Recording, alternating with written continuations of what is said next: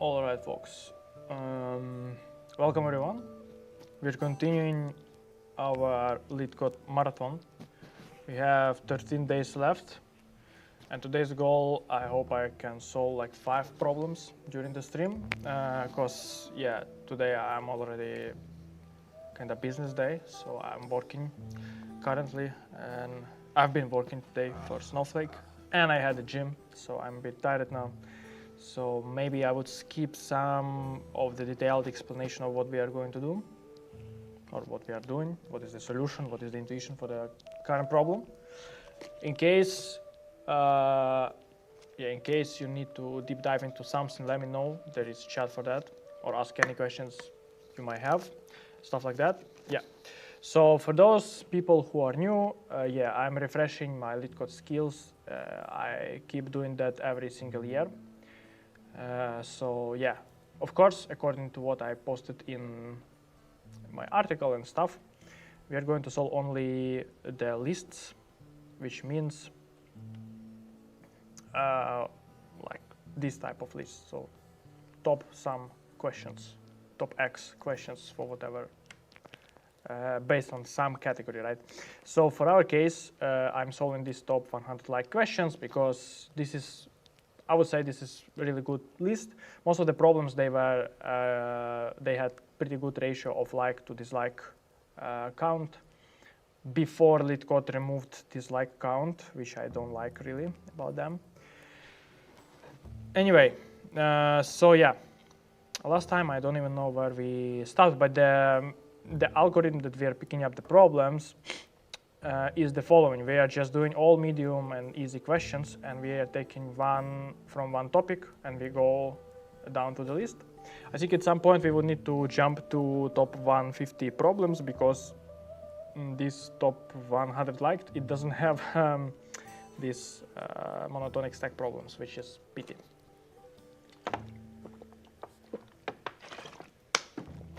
All right, so let's start. I mean, today I've already solved daily and skip list, which was pretty interesting problem, by the way. So yeah, let's go. We are doing second cycle in our problem, so you can see that we already solved a single problem out of every single topic, and then we are doing the second one. So the next one is dynamic programming. Since we are for now we're skipping hard problems, we're going for this one.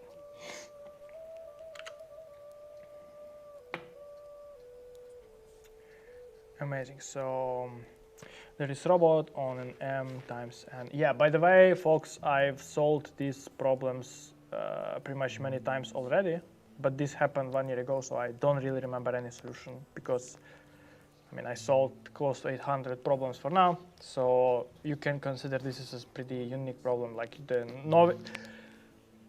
fact that I solved it 1 year ago doesn't help you anyhow and doesn't help me anyhow. So for me, it pretty much almost new problems.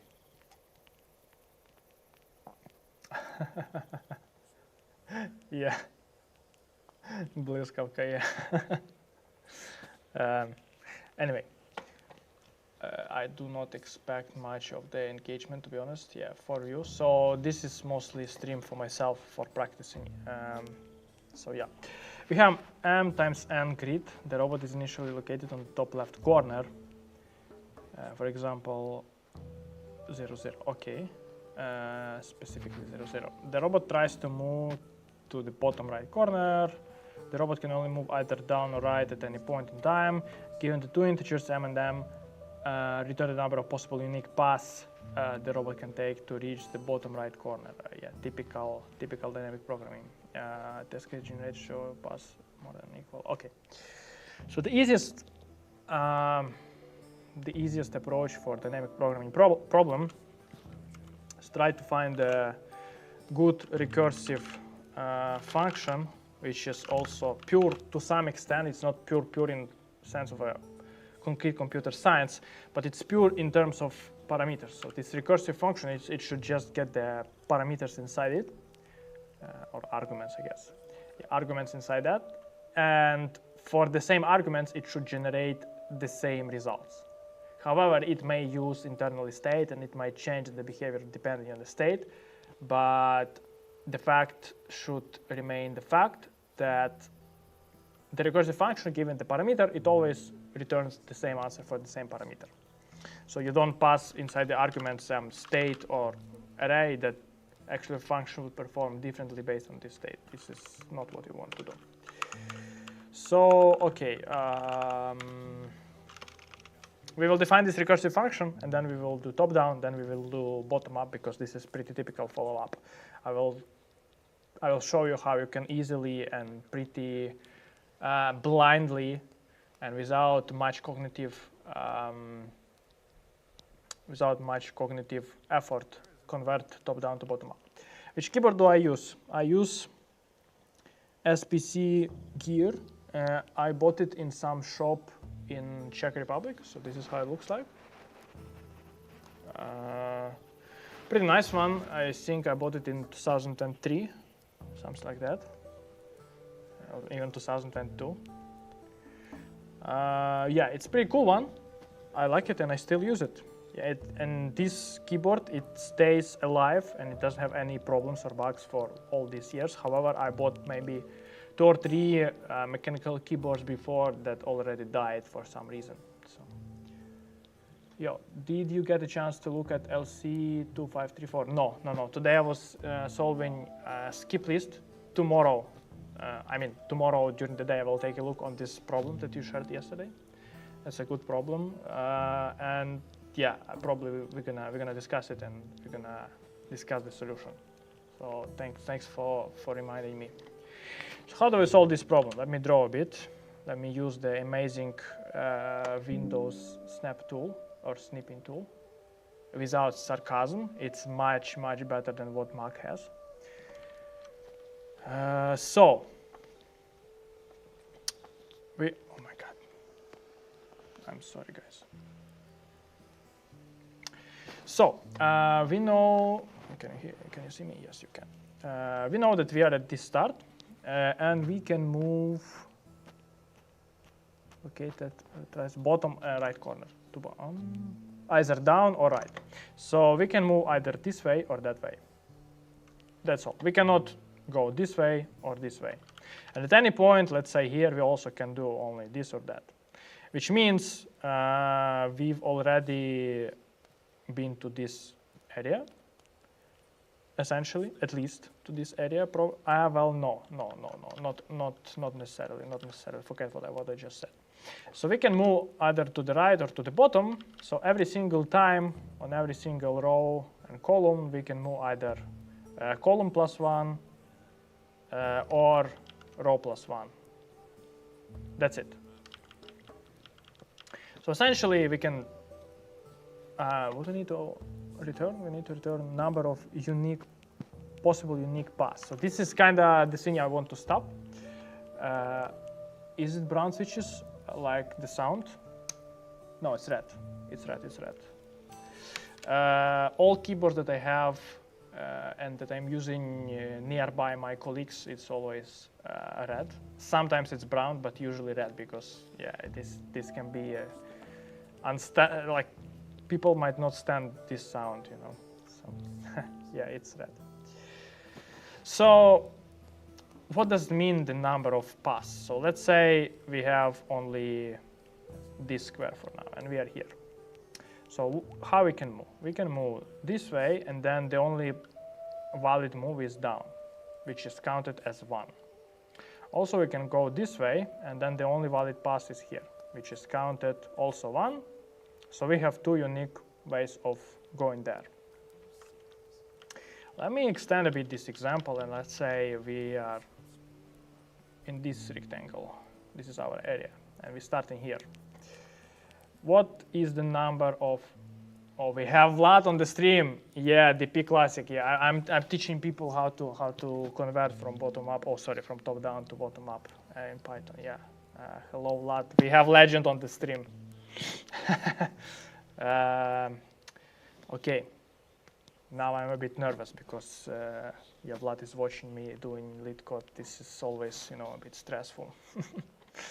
So, yeah, how many ways we can get to this to the end, to our finish point? So again, every single time we have only two options, either go right or down.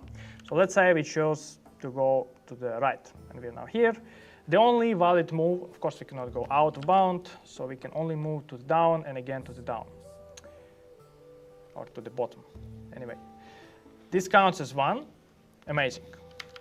Let's just remember that it's 1. Now, if we choose going there, now things get a bit more interesting, because from now we have still two valid moves, which is this one or this one, right? So let's explore both of them. Let's say we can go here, and then the only valid move is here, so we add +1. Or we can go here and then here, and then again we can add +1. So essentially, I would say every single time we reach our finish, we should count it as a unique pass, right? And at any point, we just go either right or to the left, and we see how many unique paths we got from here and from here, and we just add them up, I guess. So let's try to do that in our smaller example again. So our function, our recursive function would look like we have function, we have row and column, and then we would try go right. So we would call somewhere like right row c plus 1, and we would call function row plus 1 column, whatever. So first call would end up here, then end up here, and we will go with our base case, which will say that if we are on this last finish column, we just recorded +1. And then we will just return this +1 for up to the call stack for the caller. And then we would also do the same here. So what will happen is essentially this should return 0. This should return 0 as out of bound. This returns 1. So sum will be 1. This returns 1 as well. So this guy would have two ways of going there. So let's try to code this simple function first. And then we will see where is a dynamic programming intuition here, why it's dynamic programming still. So let's say we have some, I don't know, traverse, whatever. We have row and column, and initially we would call this function at the point we start, which is 0, 0. And then let's add some base cases initially. So we for sure don't want to go out of bound. And the only out of bound we can go is either 2 right or 2 bottom, if you know what I mean. So in case our row, and yeah, let's define these convenient variables here. We have already m and m, essentially. That's nice. So m is number of rows. Okay, so if rows equals m or columns equals n, it means we are out of bound. We need to return 0 because there is no unique pass happening there. Then if row equals m minus 1 or column equals m minus 1, this means we are in our finish, right? This means we are in our star cell here. So it means we got the unique pass here. So we just got unique pass here, meaning we return 1. We should increase it. And now it's pretty simple logic. So at any other point, we are in valid column. So we are not out of bound and we are not in the finish. We should try out all possible ways, which is we can add answer here, and then we answer adding up to traverse, and we are doing, let's say, first right, so column plus 1, and we are doing traverse bottom, and then return answer. Then essentially we're going to return here as well. Yeah, let's check it on some other example. Like let's try to debug it. Essentially, let's try to debug it on a bit more complicated example, which is this rectangle 3 by 2. So we're starting here, and we call essentially, we skip these two parts, of course, and we have two subcalls, which is this one and this one. So let's say first we go which way? We go right first. So this subcall will again spawn another recursive function, and again we would spawn one to the right, which will return 0, we already know.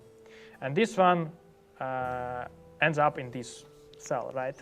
And again, this guy spawns 2 more, this one returns 0, and this one returns 1, because we reached our finish. So this returns 1, and essentially combining 0 and 1 will return 1 here, and combining again 0 and 1 will return 1 here. So from right pass, or right subpass, we know it's 1. Let's again try with different color going bottom. So from this recursive function, we are going bottom now because we explored this going right pass. We go here, and here we can spawn 2 more, this one and that one. From here, we kind of know the answer already, and this is when dynamic programming is happening. You see, we already explored the answer, and we know the answer from this cell, so we don't have to recalculate that. That's why we're going to use cache for that. So this guy will return us 1. We already know it. And this guy, again, it will try go down. Down will return 0, and we will go try. We would try to go to the right, and right will return 1. These 2 combined will return 1. So these 2 combined will return 2. So essentially there are 3 ways of doing that. So if you go right, this thing would add up to 1. If you go bottom, this thing would add up to 2. Essentially it's going to be 3, which is exactly the number of ways. If we try to kind of replicate it here, let's say this is the star. 1 way, 2nd way, 3rd way. Kind of makes sense. This is how I would do debugging on the real interview, and let's try to run it. For the simple example, it should work because, yeah, it's not that big, so it's not a problem. But what is the problem? Problem is complexity here, because time complexity in this case would be huge. Why so? And for that, I would actually need to move you to, maybe not to Excalibur. Let's use Windows full power. Yeah, I don't even need Excalibur at this point. Like, Windows snipping tool is so amazing. Oh my god. So I hope you can see it. Yeah, you can. So at each call, we have row and column. So initially we would have 0, 0. Then what happens? Let's try to trace our stack trace. So we can go to the right, which is 0, 1, and to the bottom, which is 1, 0. This is our another recursive call. So you can perceive this node of this tree, call stack tree, as a call of the function. Again, this guy would lead us 0, 2, or 1, 0. So either going to the right again or to the bottom. Sorry, not 0, but 1, 1. This guy again, we are going to the right in this case, which is 1, 1. And we are going to the bottom, which is 2, 0.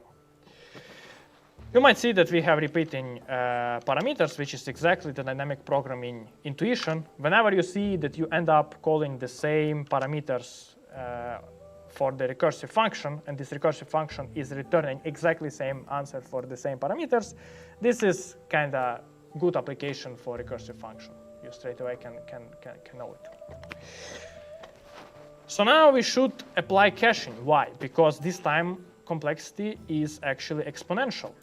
If you can see, every single call of function spawns 2 more calls of the function. So this level it will be 1, this level it will be 2, this level it will be 4, next level will be 8, 16, 32. And you see, like, yeah, exactly, the number of levels is exactly the power of 2. So if we have, how many? 1, 2, 3, 4, 5, 6, yeah, 2 to the power 6, exactly. Well, yeah, it will be n minus 1, but it's still exponential. So to make it non-exponential, what we are going to apply? We are going to apply amazing keyword cache, which will cache the answer for the same parameters. Essentially, we could do it manually with using cache, or even using, in this case, we can use cache of tuples or two-dimensional array, depending on your choice. So this way it should already pass, and the time complexity in this case would be depending how we count it, right? So if we count it based on variables m and n, it would be O n times m. Why? Because we are going to touch every single R and C combination only a single time. Because once it's cached, we are not going to, so let's say, let me draw a bit more complicated sub-tree. So let's say we first go write sub-tree, which will not be the case. Yeah, it will not be the case. So for reality, let me do this one. Because first, the call stack works in the sense that we first go to the left sub-tree always. And then we explore the right sub-tree. So initially we would parse everything here, like the left sub-tree, and then we move here.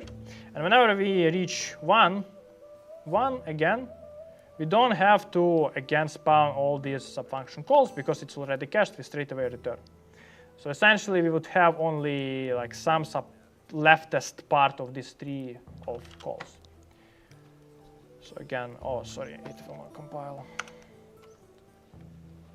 Actually, let's submit straight away. I kind of have a confidence that it will work. Yeah, it will work. But now, how to convert this from top down to bottom up? I have kind of my way of doing that, which does not require any cognitive effort whatsoever. So let's follow my approach. So first thing, if I'm using Python and I'm asked to do that, I'm converting cache to real variable. And in this case, I wish to use array because array allows you to use indices properly. So in this case, I would initialize a two-dimensional array called cache.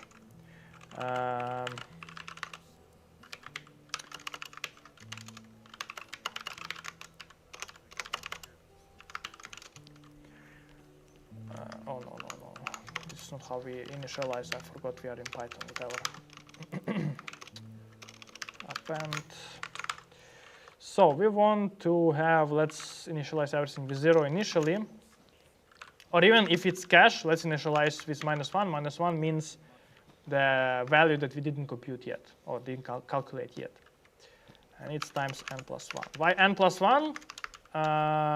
Well, I kind of know it for the future as well, because when we will be converting it back, we will need to cover our base cases in the cache array as well. And our base case is exactly when index R and index C equal to rows and columns.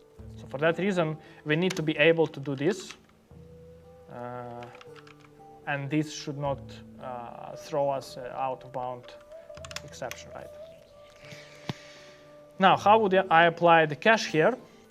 So when we checked our base cases, well, for now, we actually don't need to do that. We could just instantiate with m and n without +1. But I kind of know it for future, and you would know it as well if you do it like 100 times.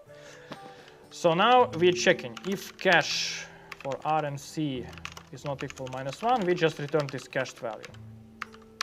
Otherwise, here we would just save whatever we have computed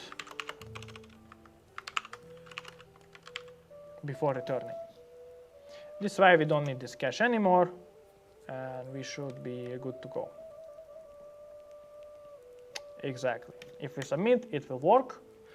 And now, essential part, converting to bottom up. So now instead of this, bottom up meaning that you see this call stack, how it would be actually be drawn in a sense. Oh my God, please. Okay, Microsoft, I have some questions to you. Anyway, so we will start from this, then we would call leftest, leftest, leftest. Then from here, let's say this is the base case. We would go here and then again leftest. So it's kind of in order traversal, our call stack tree. Built up is in order traversal essentially. Then we go this way, then we would go this way, like this way, whatever. The bottom-up approach, like we are going from here to here, the base case, the bottom-up approach that we start from the base cases, we pre-compute all the possible base cases that we might have. In our case, it's only 2 of them possible.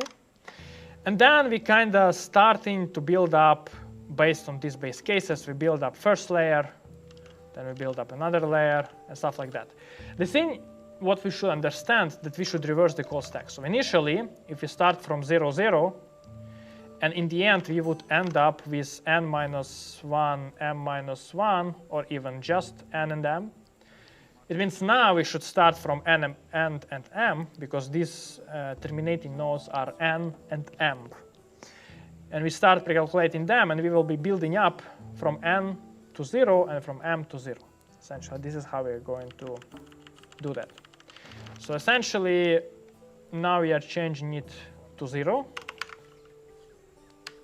This is two-dimensional DP, so it's a bit harder than a classic one with single variable DP.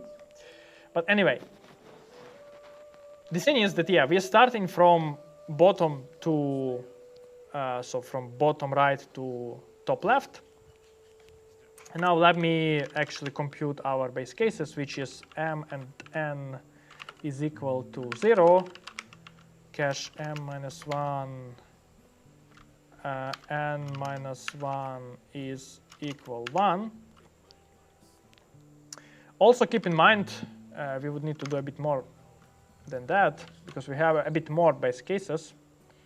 Let me explain you on the picture. So every single time we are trying our recursive on the borders, we are trying to go out of bound.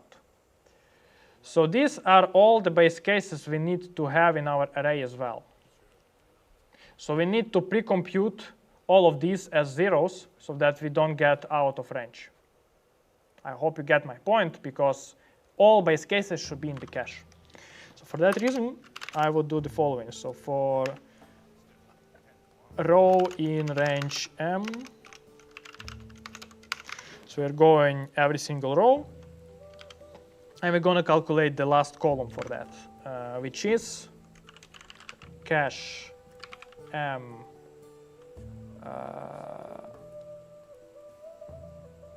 n minus, sorry, r n no, just n, right? It should be just n, because this is n minus 1, so this is just n. So for every single row here, this, and that, we just go and calculate this and set them as 0. Well, essentially, they are already 0. So I don't know why do I do that. We don't have to do that anyhow, because we initialized everything to 0. But if you have some other value as like not 0, essentially, then you would need to do that. Probably we don't need to do that, because we already have 0 initialized everywhere except this guy. This guy should leave us 1. And now we are starting our for loop. So again, we are reversing everything. So if we were starting from this guy and we're moving down, now we are starting from this guy and we are moving like this.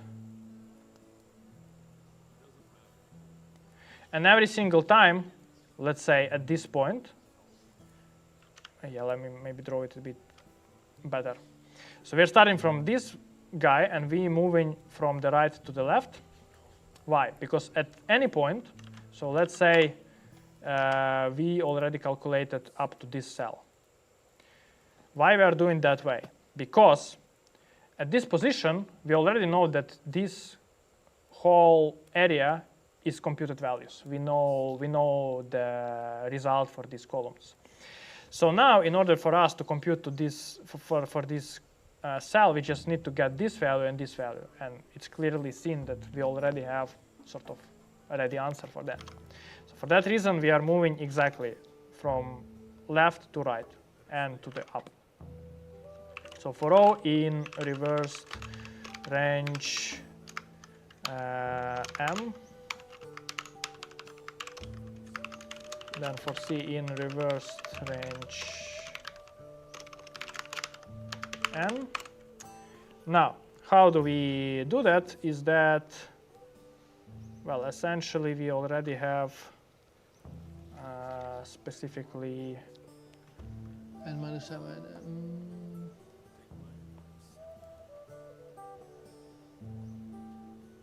I don't want to override this value specifically. I don't want to override it.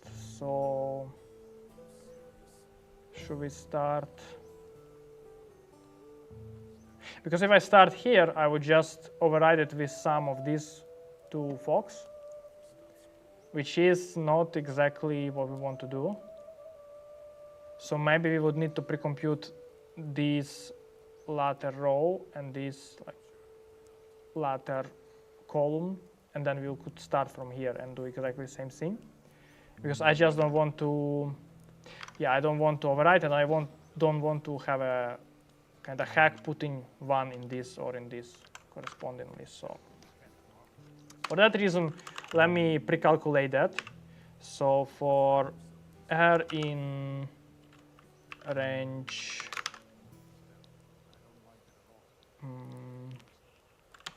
M, so what I want to do, we are going to traverse this and set to 1 everything here. Why to 1? Because we already know that from here to here is only single way, and from here to here is only single way. We kind of know it already. So instead of this single setting up, we actually need to do a bit more complicated. And this is what I just recalled myself because I solved it 1 year ago. So here we would do cache row and n minus 1 equals 1. And we do the same, but for the column. And we set everything cache m minus 1 column equals 1. And then we just start earlier. So what we did, essentially now we put ones everywhere here. We start from here. And we can just simply compute it straight away here. So we would put 2 to this guy. We would put 3 to this guy. Right, we would put 4 to this guy, 5 to this guy, 6 to this guy, 7 to this guy. Then we would put 3 here. 3 and 3 is going to be 6. 6 and 4, 10. 10, 15. 21. And 28. You see? This is exactly how it works. So now it's pretty simple. Essentially, my way of doing that is that you copy-paste everything here, but from your top down, so you remember, you don't have to waste any cognitive energy on converting this. Since we covered base cases, we safely remove it, because this is part of the approach. This guy we also remove, caching. And now what we need to do is only a single thing. Instead of calling subfunction, we just call cache with the same parameters. So I just call rc plus 1. And here I would call cache r plus 1 c. You see exactly the same parameters. And then I would just, whatever. And I would still set it, but I don't return because I don't want to end my for loop. Make sense? Hopefully it makes sense. And then the beauty of that you simulate the call of function converting to cache even for calling itself. So you see we call this recursive function with 0, 0. Exactly the same we are doing with the cache. Oh, sorry. So let's try to run it. Exactly, and let's try to submit it. Yeah, works. And now it can be clearly seen that time complexity is m times n. Pretty easily estimated, you have just 2 loops, that's it. All right, hopefully it helps you folks to convert from top down to bottom up. This is what I actually designed, like this approach myself, or invented. I don't think I invented it. I think somebody clever already did it before me, because I was always struggling to convert it to bottom up. I was like struggling for a few hours, and then this case covers you 90% of all dynamic programming questions overall. And again, I'm talking too much. We again a bit out of time, whatever. Graph, course schedule. Okay, is it topological sort as far as I remember?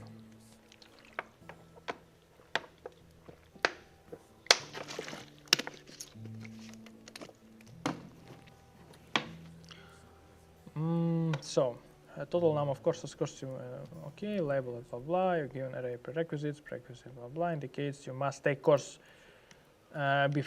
first if you want to take course A. Okay. For example, the pair 0, 1 indicates that to take course 0, you have to first take course 1. Return true if you can finish all courses. Otherwise, return false. So kinda, this problem seems, you can also do it in 1D. Space complexity, yes. Time complexity, no. Yeah, let's get back to this problem. So there is, for sure, there is optimization. You don't have to store values into the array. You can simplify it to just have single array of rows. Oh, sorry, single array of columns, and just reuse it as you go. So how it would look like, I would even show you. So instead of having 2dp, with our approach, you would just pre-calculate this thing, and then when you will go here, you would start overriding this single array. So this red one would represent actually this cell. And when you're here and you calculated that cell, again, this red is representing this one. So essentially, your 2D array is the same array that will be looking like something like that. It will be 1D, but time complexity is still n times m. So like, I don't know. I don't see real huge benefit even as an interview process and interview green flags gathering, whatever, optimizing this thing. This will be rarely asked. The most important part you have to do is convert to bottom up. Just need to calculate cache row by row, updating it every. Yeah. But this is time complexity remains the same. Do you use Vim motions? Yes. Last stream I explained I put Vim motions globally to my operating system in Mac and Windows. So now with use of caps lock, I can actually operate everything with Vim motions. And even more, I have visual mode. So you see there is visual whenever I press caps V, and I can essentially select using Vim motions. Amazing thing. Check the stream, go to my gist, install it, and you will have it as well. Okay, let's move on. Sorry, I don't know, I cannot, I cannot speak just,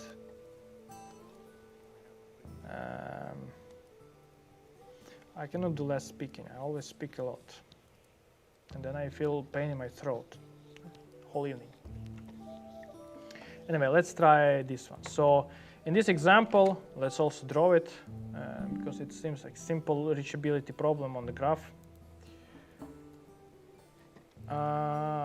So we have, in order to take course 0, you have first to take 1. And I always was a bit confused how to represent this dependability or prerequisites. So if I want to take 0, I still have to take course 1. For me, that makes sense. Because this is the same like with programming, how you do dependency. If component A is doing REST request to component B, B is prerequisite for A, so you put arrow that way, right? And in our case, first course 1, yeah. So course 1 is prerequisite for 0. Exactly, so 0 knows about course 1. So the arrow is the following one. Let's try to think like that. At least to me, this makes sense. And let's see how it goes later. So, and we should return true if you can finish all the courses. So essentially, we can do DFS and see if we reach or if I can finish all courses. So I need to, yeah, then we can just check number of unique courses and number of visited set and see that it's true. But I remember something related to this problem that is using topological sort. Topological sort would be interesting to have because I didn't do topological sort for half a year already. I forgot everything. How many people are watching us? 12 people. I'm very surprised. And 0 on Twitch. Twitch was always bad. And for some reason, people, I see that I get notifications on my phone that's like some person wanted to join the chat or something. Isn't the chat public for you by default? Why I have this? Like why I have this? You see this? Why I have this? Messages maybe. So I will just read from here because it seems like the guy tried to comment and for some reason my chat is not public. It should be public. Everyone should be able to comment. We have democracy. Come on, folks. Thanks for the stream. It's very useful. Keep going. I've watched the last 2 in the recording, but today I managed to catch the stream live. Amazing. Thank you for joining. Framework. Oops, I sent that as a direct message. Sorry. This is direct message. Okay. Well, okay. Okay. So welcome to the stream. I hope you enjoy it. Hope you enjoy it. All right. So yeah, this should be the reachability problem. I don't really see the topological sort thingy here. I don't see it as required or usable.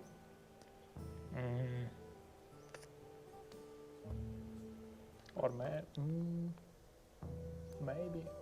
maybe it can be done with topological sort as well. So let's try. In this specific case, we have course 1 and indicates take 0 to take 0, take 1. This will be a reminder for me. So now, in this easy case, so left. Oh my God, I'm getting confused by that for some reason.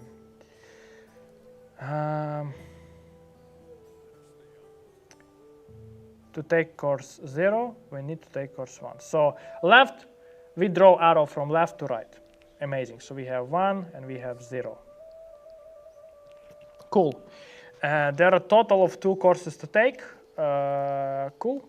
To take course 1, you should have finished course 0, so it is possible. So I think the solution here would be that we will get set of unique prerequisite courses, and we're gonna iterate through it and spawn a DFS or BFS in all of them, doesn't matter. I like DFS more a bit. And after that,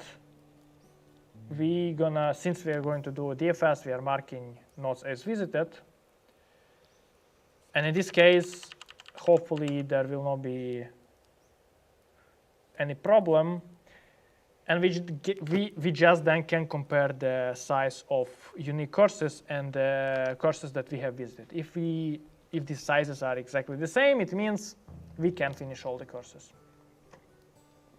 Wow, it's cool. I'll check. Okay, need to check for cycles. Yes, yes, good. Yes.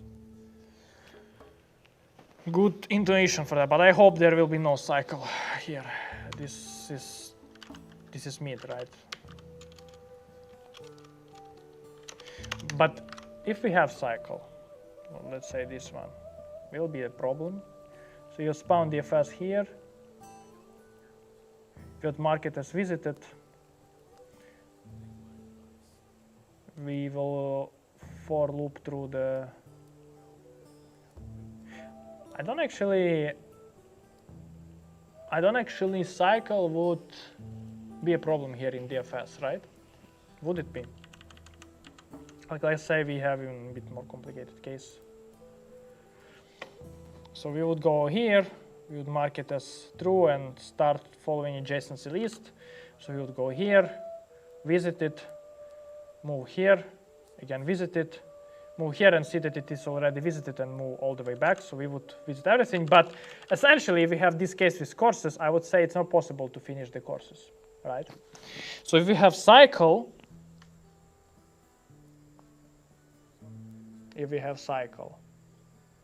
I don't think this case even included in the test cases, to be honest. I think they just assume it's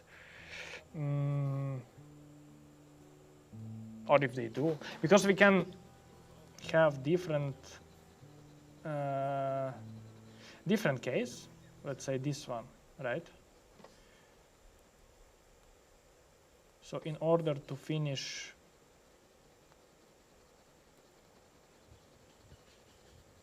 wait.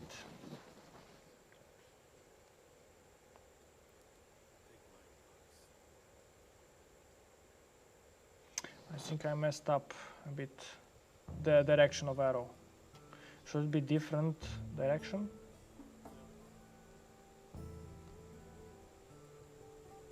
Like this. In order to finish, let's say 1, 0, and 2. In order to finish, let's say I want to finish course 1. For that I need this. For that I need this, and again 1. Yeah, I was always confused by this direction of arrow here, because to me it doesn't make sense. So let's consider cycle situation. Then we have this. So we want to take course 1, and for course 1, to take course 1, we need to take course 2. To take course 2, we need to take course 3. And let's say to take course 3, we again need course 1. But then what if we have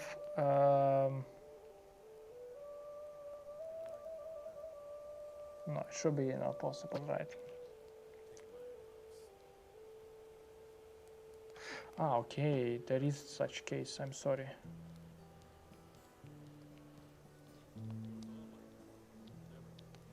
Using adjacency list always helped me to track TFS. Can't do it with arrow. But adjacency list, it's exactly the same. Like if you have adjacency list for node, and in this adjacency list, let's say you iterate as variable A, whatever you iterate, this would be your direction of dependency. But yeah. So let's say this one. In order to take course 0, you have to first take course 1. Let's try from the opposite side. So from right to left. So it should be, oh, come on. It should be 0 to 1. And from 1 to 0. And it should be false. Okay, you're right. We have to check cycles. So this is essentially cycle detection problem in this case, no? Yeah, if there is cycle, we essentially cannot solve it, right?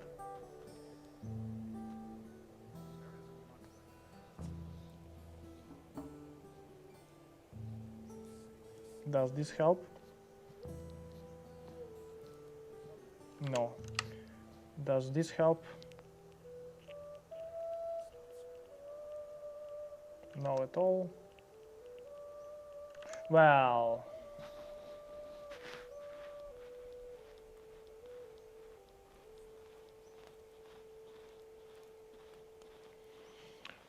so we want to solve 2, then we need to solve 1. To solve 1, we need to solve 0, and to solve 0, yeah, it's still cycle. Okay, so it's cycle detection, all right? How do we do cycle detection? The easiest way for me mentally to do cycle detection is using recursive TFS and maintaining 2 sets, set visiting and set visited. I actually, during one of my FANG interviews in some of the big tech companies, I cannot say you the name, but I had cycle detection problem, essentially. So let's try to recall it. In this case, we would have, first of all, we need to build a graph. All right.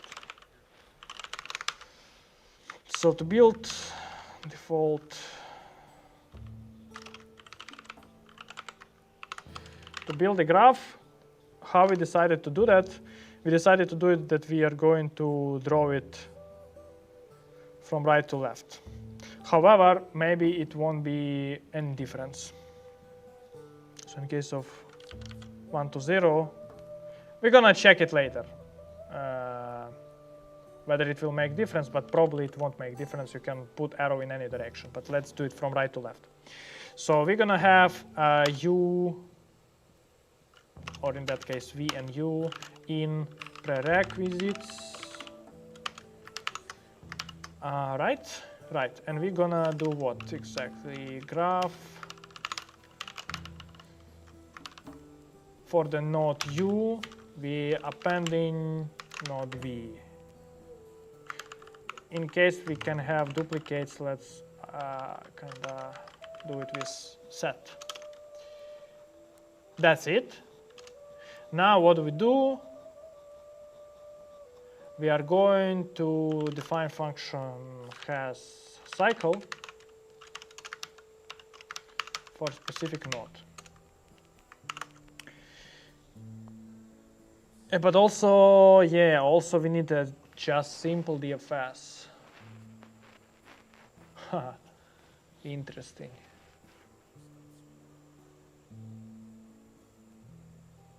Oh no, that's fine, because it can be also disjoint set, I would say.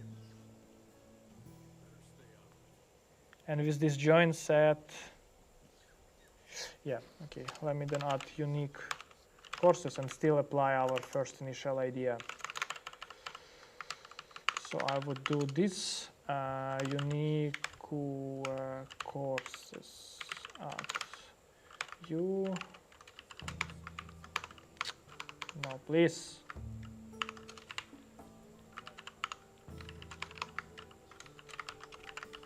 Yes, this one.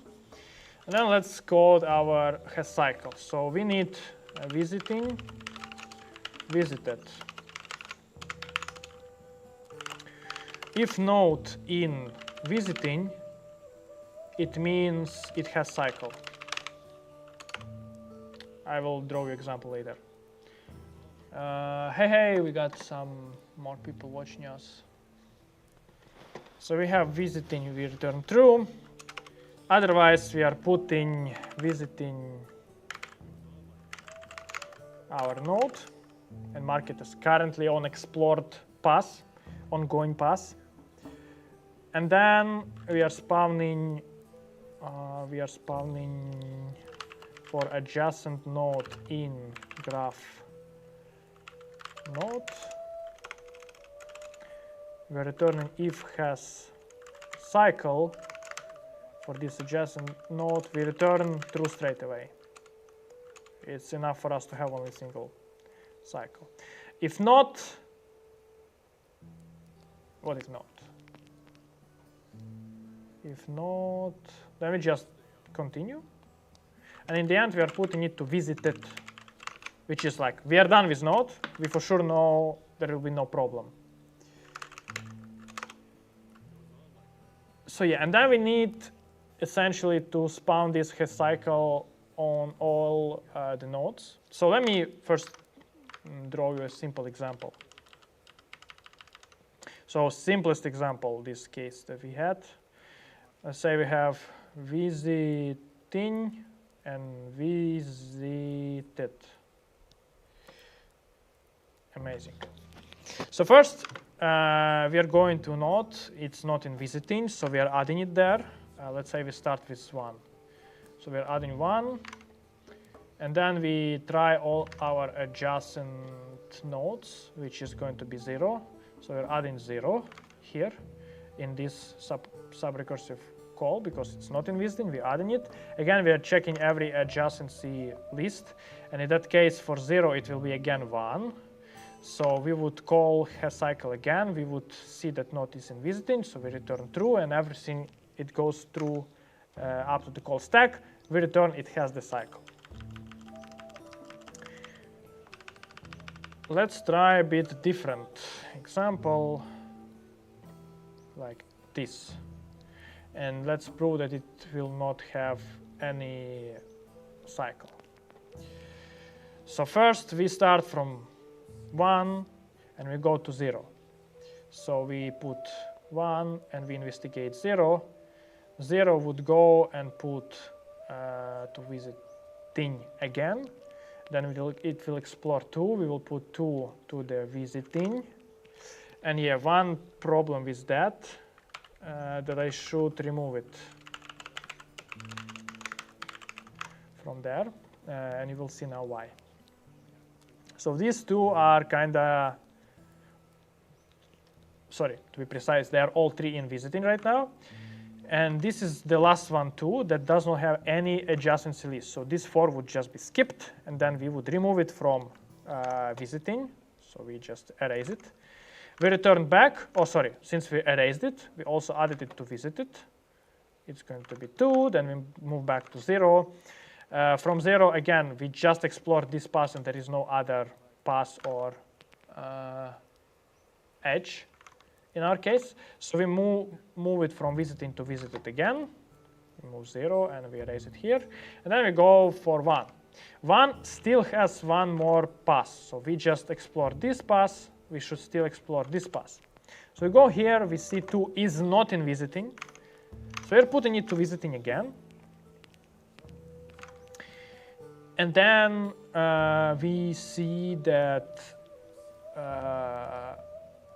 yeah, it doesn't have any more adjacent nodes. So we again remove it from there, put into visited, but since it's set, it will be already added. And then in the end, we put 1. We remove it from here and put it here. So this will not have cycle. I hope it makes sense. I hope it makes sense. There is one more thing. Can we optimize it in a way that if not in visited, it will fall straight away? I don't want to think about it yet, so let's not think about it for now. So now what we want to do, we want to explore everything. So you would go for course in unique courses, right? Yes. And for now, what we will do, we would do if has cycle from the course, we return false. If not, we can just keep moving and try every single course.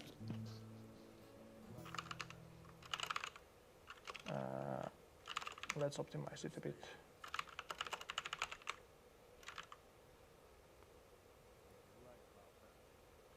Yeah, we need to optimize it, I guess.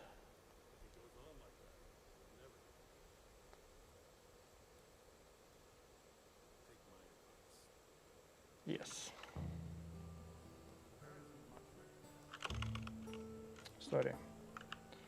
So your course not in visited and it has cycle, then we essentially return false. Otherwise, we return, and remember, it can be disjoint set, and we have just single nodes that are not kind of explorable. I don't know, is it possible at all? Like, can we have different sizes? Let's still check it. You know what? I still want somehow check it.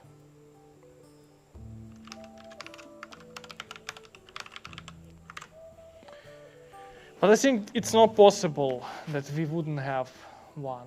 I think it's not possible. I think they will be always be equal. Let's try this.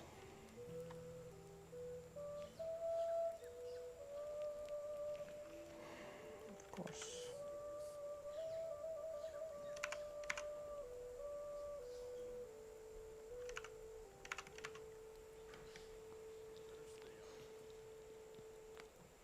Okay, it works. Let's try to submit, and then let's check whether changing the arrows would change anything.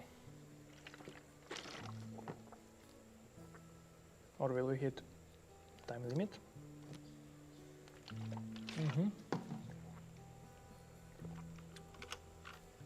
Because we need this optimization. Because otherwise, without this optimization, we would explore way too many paths. Yeah, and now kind of it works. You see, it's not even that bad. It's not even that bad. Let's now change it, let's change it to this one and see if anything will be different.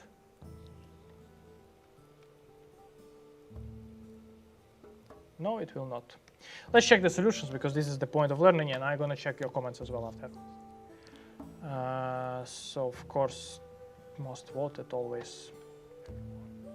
You can do it only with BFS? Yeah, detecting cycle, yes. Yes.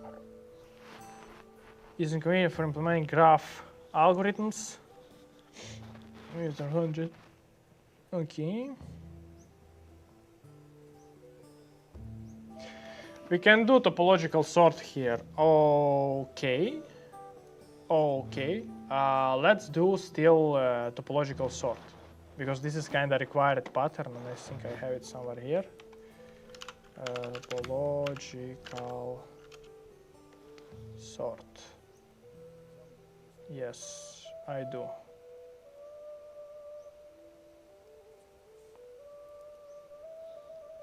Can you please show me where am I? Where am I? Topological sort. Okay, cool. Let's just try to emulate it, but first I need to check comments. I can if there is cycle instantly too. Okay, suppose n number of edges if m more than the graph. So 3n guaranteed to have cycle, but it doesn't check the other edge cases. Okay. Which position are you going? SD1 or SD2?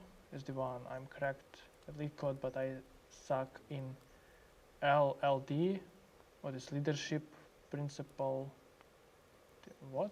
LLD, what is it? Is it leadership behavioral interview, or what is it?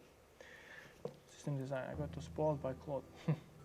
And never check your system design with this Claude, and never ask Claude about system design solutions, because it will sound like a nice solution, but essentially it will not work.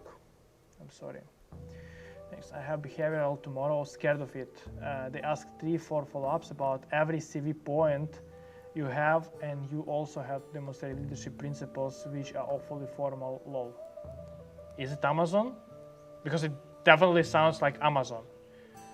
Among all FANG companies, I know only single one of them that are like asking behavioral questions per each of their 16 or 12 leadership principles. This sucks. Oh my god. When I had Amazon interview like 5 years ago, the most awful interview experience in my life, essentially, because like, oh my god, I had 5 rounds. I had one system design that I did great job even 5 years ago. Like the interviewer was even surprised, like, what the hell, why it is so good. They told me that on the feedback, but I sucked so deeply in next 2 algo section rounds that it was like strong no hire for me. But apart from 3 technical sessions, during which you are getting 1 or 2 behavioral questions, type like, imagine you have a conflict with your manager, how would you resolve it? Imagine what was the most complicated technical solution or technical problem that you have faced during your career? These type of questions, they had like 2 to 4 these type of questions every single technical round. So it would be, let's say, 3 times 3. It's 9 behavioral questions, just first 3 rounds. And then I had 2 more rounds of pure behavioral questions. So during that rounds, we got like up to 15, 20 questions for the whole 1 hour interview. So let's count. We had 9 questions during the algo and system design section, plus I had 2 designed rounds for behavioral questions.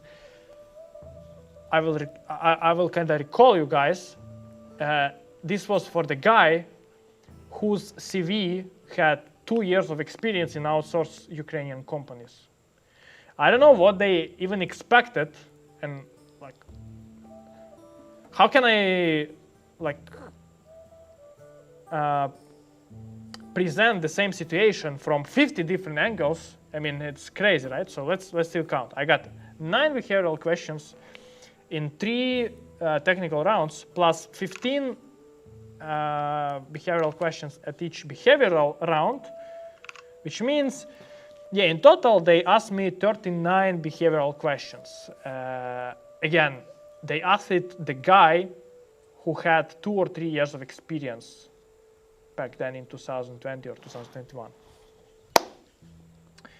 Amazing job, Amazon. I don't know what they even expected from me. Like, this was disaster.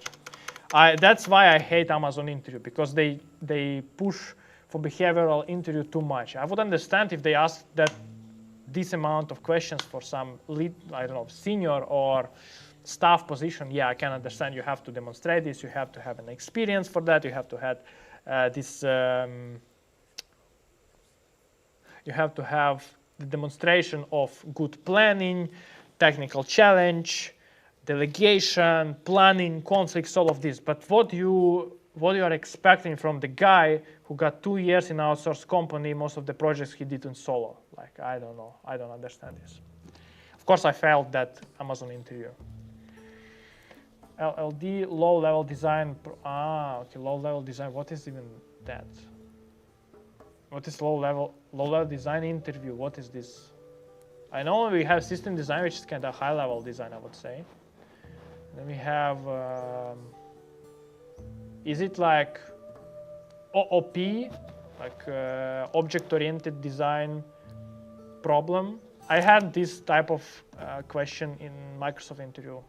It was actually nice. This was the thing I actually could do well, because this is what I was doing all my life.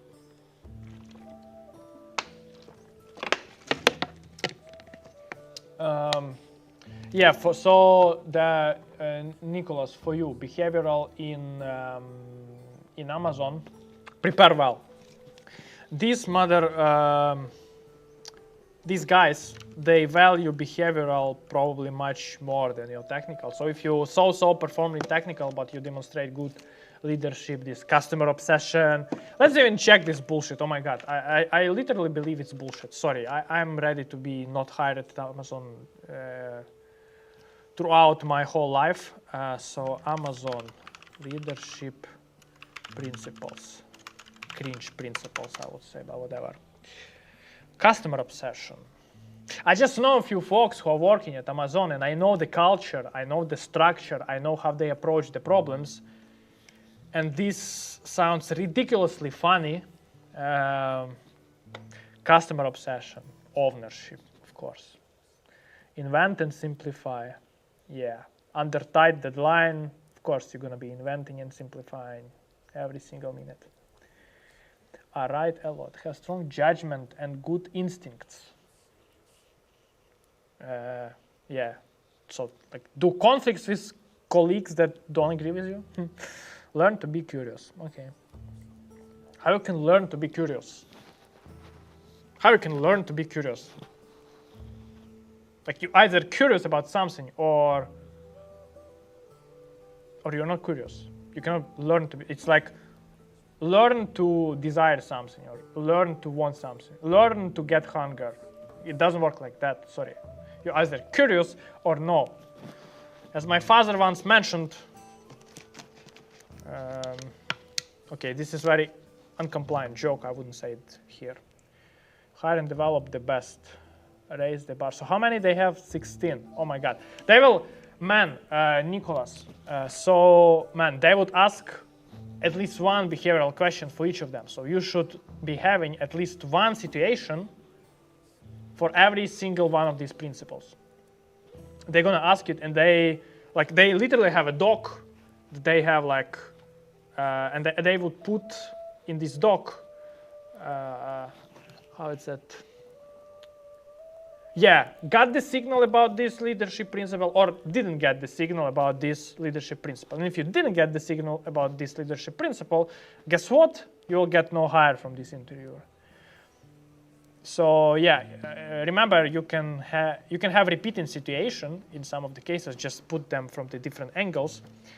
But overall, be ready to, oh yeah, oh my God, this is why I hate Amazon interviews, and this is why I'm happy I got only a single interview loop in my life with them, because this is disaster. Like when you have 39 behavioral questions during your whole round, 5 hours, I got really crazy. Like after that, this was extremely bad. Okay, they are very weird. I have 0 years of experience. So you new grad or what? Except for internship or volunteer work. Okay. So internship, I would count it as a working experience, to be honest, if it was in big tech. Then they make me respond to God knows how many questions. So I'm writing a script right now for situations that never happened. Yeah, this is what happened. Yeah, in your defense, man, I can say I had back then, let's actually check my LinkedIn.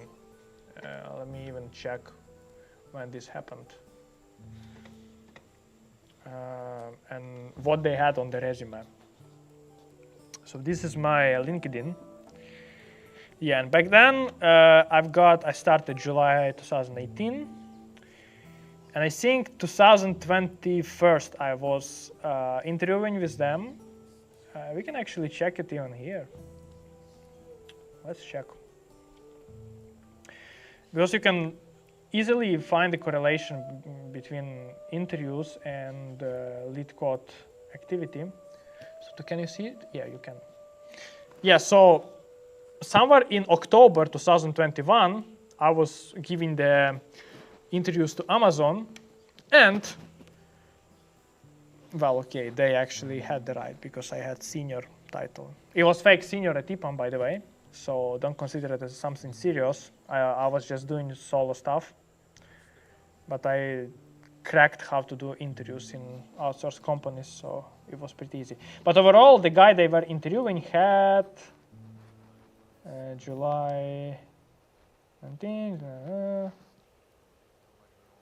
Okay, 3 years of experience. I'm sorry, 3 years of experience, but still not 39 questions. Come on, folks. I had maybe 3 or 4 cases, like showcases that I can demonstrate some of these leadership principles, and I had to talk exactly same 4 cases for like all 39 behavioral questions. At some point, I said to lady, like, sorry, I don't have case for this. I never demonstrated. I never had this specific case, and she was still pushing. No, but let's find something similar, or because they have because they have this stupid dog that they have like demonstrated the signals of this leadership principle or didn't demonstrate. Like, this is crazy. I don't know, I hate it. They also added Gen AI around this year. I just need to LARP really hard. Oh my God, man, sorry, my English is very bad. I don't know what is LARP. Live action role playing. Yeah, yes. I don't think they will ask something crazy. So just know what is skills, what is MCPs, what is the agentic approach to problem, and maybe know this, how it's called, not template-based, not script-based.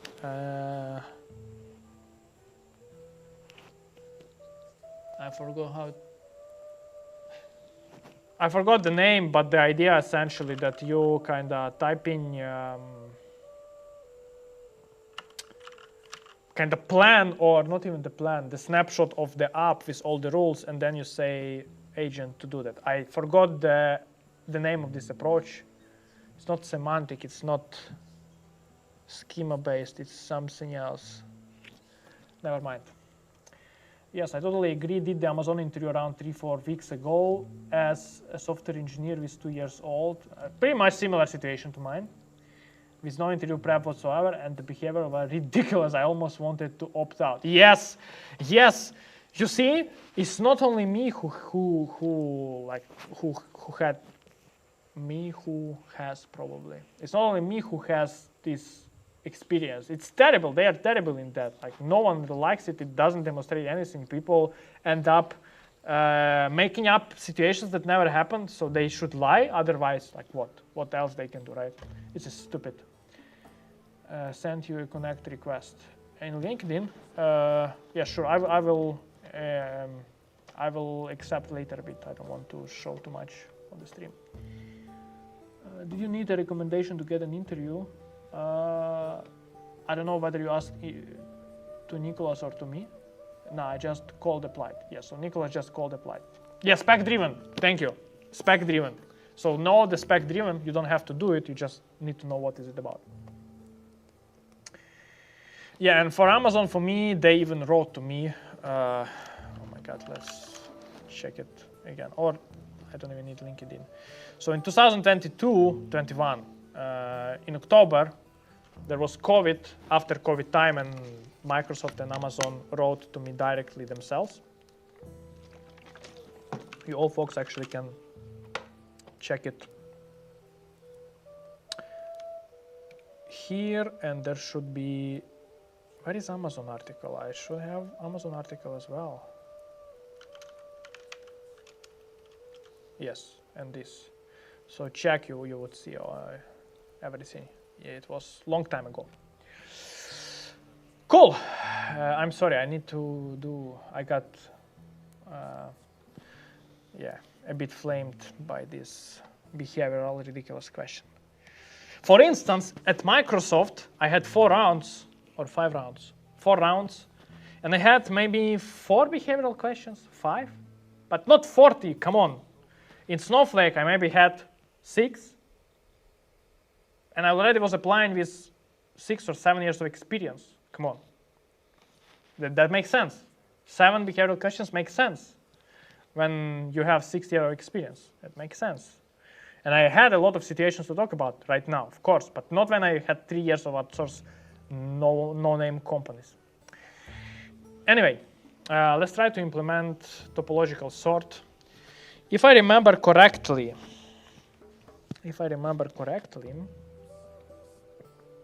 by the way, we have proved that this does not really matter, right? Yes, it does not. So what is the topological sort? I remember something like that with topological sort.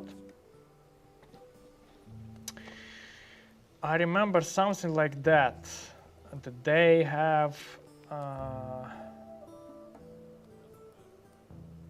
So how it works, that you start, you count inbound connections or inbound edges, inbound per node. So how it works, you can see that there is only 2 nodes that don't have any inbound edges, which is 0 and 2. So we're gonna start with these 2, so 0 and 2. This is what I'm just trying to recall what is the algo. And for 0 and 2, we go through adjacency list, and once we went here, we know that adjacent guy is our 1. So we're going to have 0, 0, 2, 0 inbound, and 1 is going to have 2 inbound, 1 and 1, and 3 is going to have 1 inbound. So how it works, I remember, let's say we popped 0, we remove this guy, so it will become 1. Then we pop 2, we remove this, so it will become 0.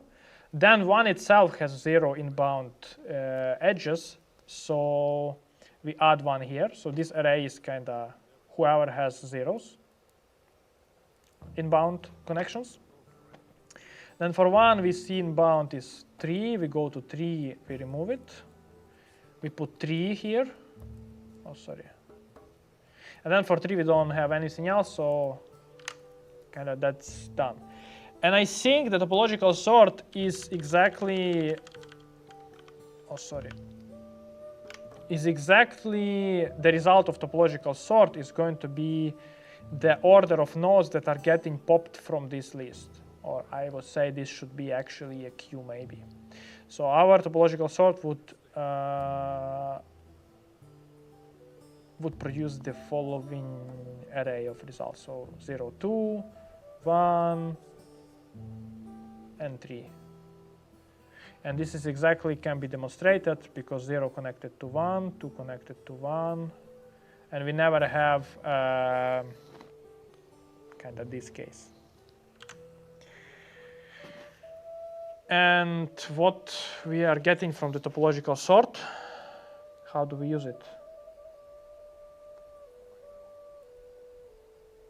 What will be the topological sort for this case? Okay, so we will not solve many questions here, I guess, because I need to revise a lot of stuff today. But that's okay. So, actually in this case, we would have all of them. So we would have essentially zero skew empty. And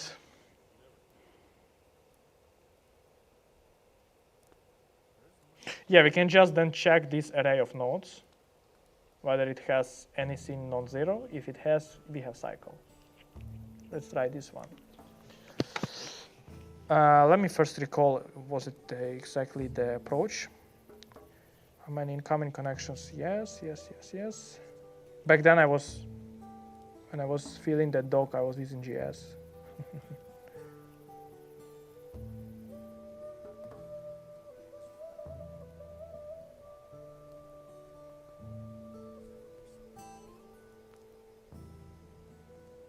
Aha, I'm sorry. How do we...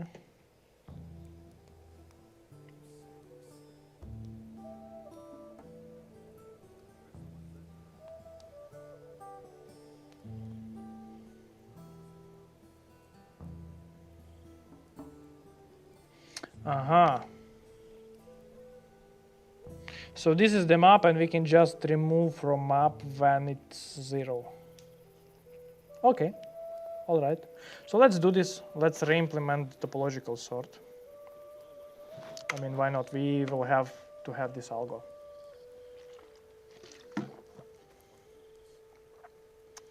I applied to 15 positions in Microsoft, but they rejected everywhere for new grad. Looks like they really rely on referrals. Maybe, can be. Write to me in Telegram if you're Ukrainian. I can suggest you one group that you can find referrals for yourself. Find my Telegram and write somewhere that you're Nicholas from the stream, whatever, and I will connect you to right people. I would refer you myself, but I'm not at Microsoft anymore. Okay, so we have unique courses. We don't care anymore, actually. So instead of that, we have incoming. Let's name it incoming, which is default dict. And no, we don't want it in default dict. We want this one. And I need to recall how do we remove element from map.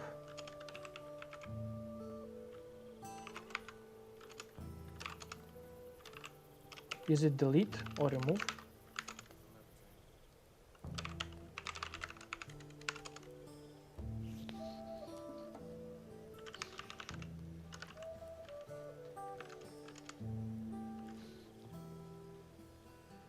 How to delete element in map in Python?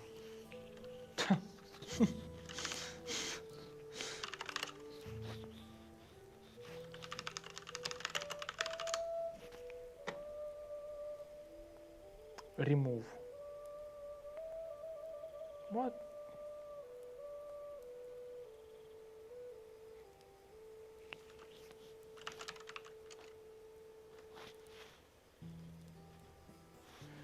Not delete, but just del. I got it. Okay. All right. All right. So how do we do that? Is if in incoming we actually don't need to just incoming. Yeah, incoming.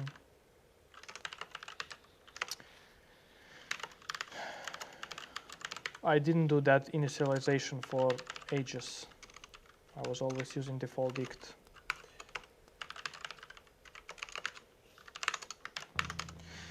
Cool. And now, how do we proceed with that?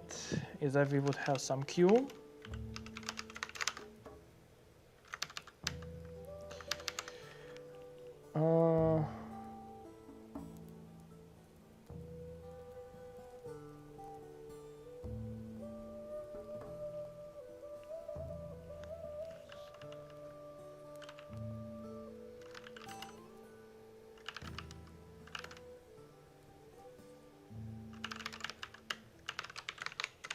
I don't know, let's just traverse it once. I don't have real good idea how to do it better.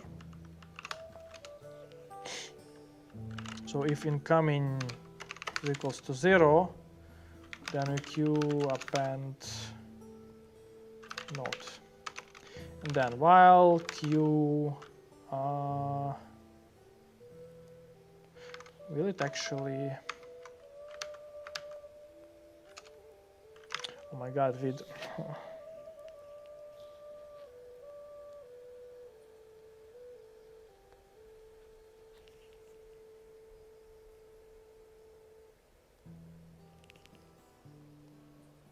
okay.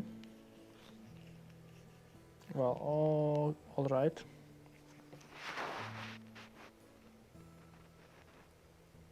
Okay, Nicholas, I got your message. So yeah, I will connect you to right people. So you will get your referrals. No worries. Thanks, by the way. Nice. We can help people here. Amazing. So while queue, and here what we need to do.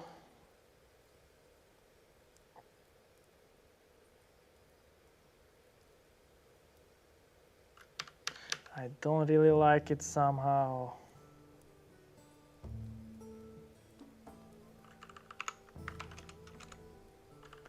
Let's do this. Let's just add everything. So that I don't have to check it on deletion. So not queue pop left. And then for that reason we would delete it incoming, delete incoming node. Now for adjacency in graph for this node, what we are doing, we are decreasing incoming, adjacent node -1. And if incoming adjacency node equals 0, then we are adding it to our queue. In the end, we just return length of this incoming is equal to 0, which means every single incoming connection got removed, which means there is no cycle. We don't have time to parse it in our mind, so let's just try to apply it, and that's it. Incoming is not defined. What do you mean? Why it's not defined? Okay, I got it.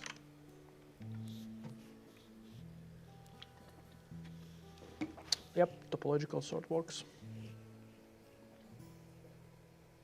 So if you want that topological sort result, what you would do here is that topologically sorted. What you would do here is that every single time you're deleting this node, you're actually appending it to this. And this will be topologically sorted. So take a screen for the algo. I think it can be done better with some default dict or whatever, but this is also kind of not bad way of doing that. All right, next question. jump game of I hate greedy, whatever. You are given an integer array nums, initially position array first index, and each element in the array represents your maximum jump length at that position. So true if you can reach the last index, or false otherwise. I can see how it can be a DP problem already. And I see how it can be a greedy problem already. So let's take a look.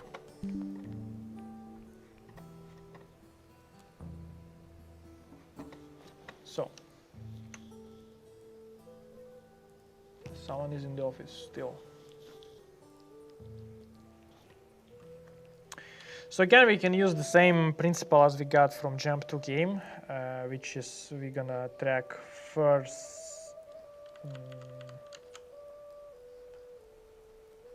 furthest we can jump.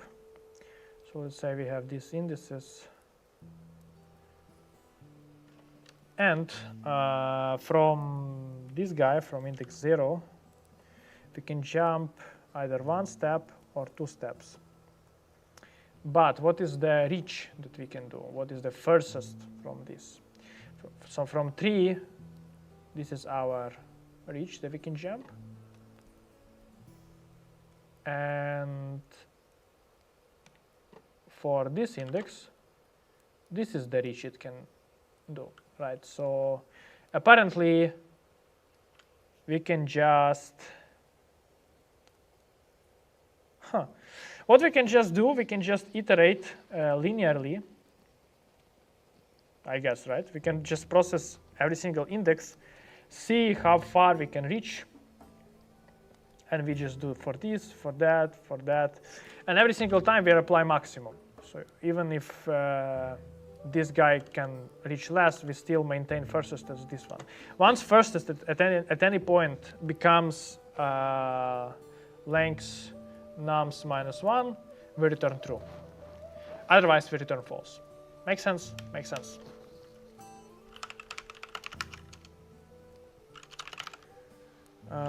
In range nums, and then furthest. Yeah.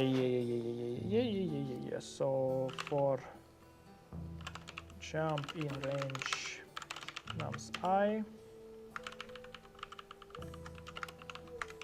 because it's exclusive, that's y plus 1.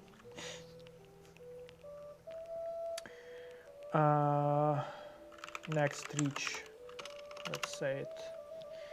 Next reach is going to be 0, but if I plus jump is less than the length of nums, next reach is going to be nums I plus jump. Then furthest, max furthest, next,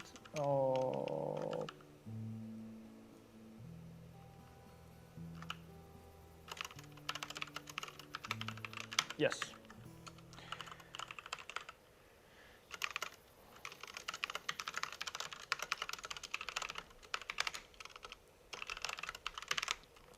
Something like that.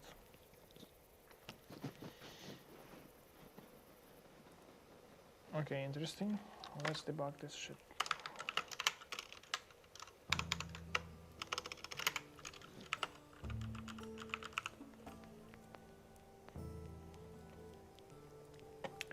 So it should not be possible, right?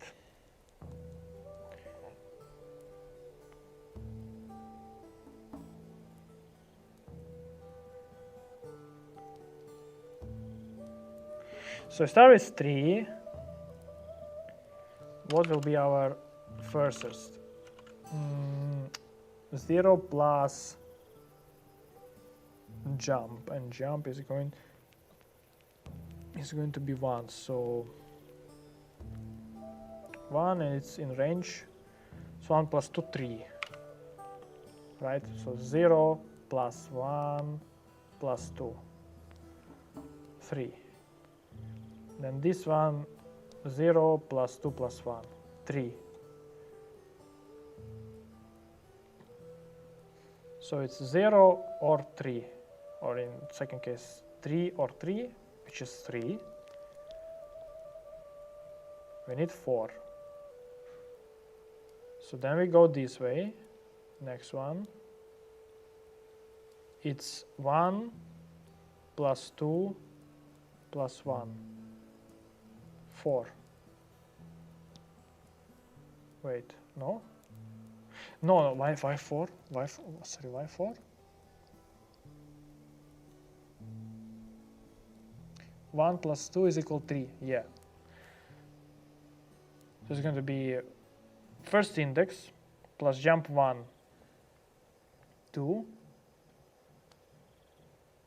plus whatever we have at 2, which is 1. So 1 plus 1, 2 plus 1, 3. Wait, sorry. Oh my god. Yeah, I guess this is my cognitive functions already done for today. So index is going to be 1. Jump is going to be 2, or in this case 1 for now. And then 1 plus 1, index 2, which is plus 1. It's going to be 3. Still 3. Then we are doing jump 2, but this should be 0. Because 1 plus 2, 3, 3 equals 0, so again 3. And what did I return? It should be false, and I return true. How can I return true?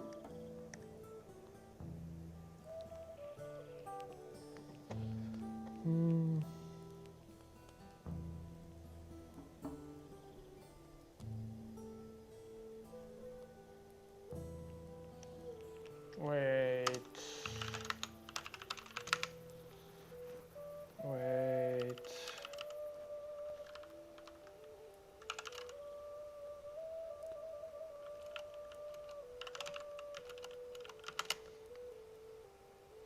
How I can return?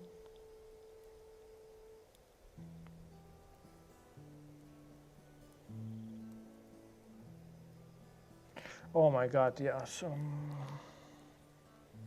I'm stupid. We cannot do it for all the indices. You're right. We cannot. Just keep track of index and still do it as a jump. So we should always jump to the firstest one, which is exactly what we did in Jump Game 2. I'm sorry. This is my bad. This is my bad. So what we are doing, we have index and we need to keep track of next index.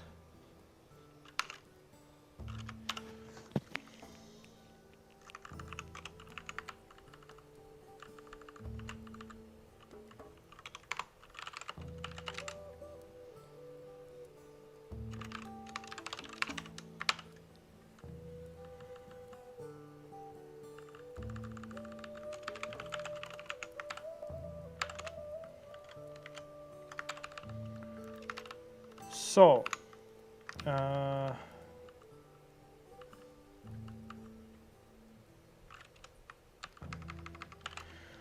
if candidate is going to be I plus jump plus next reach, and then if this candidate is bigger than furthest we can get, then candidate is equal to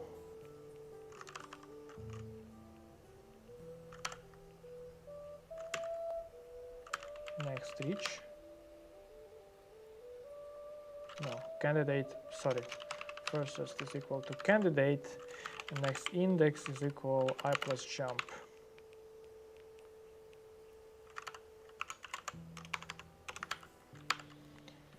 Then this one, yes. And in the end, if next index is not equal to -1, we do next index plus equal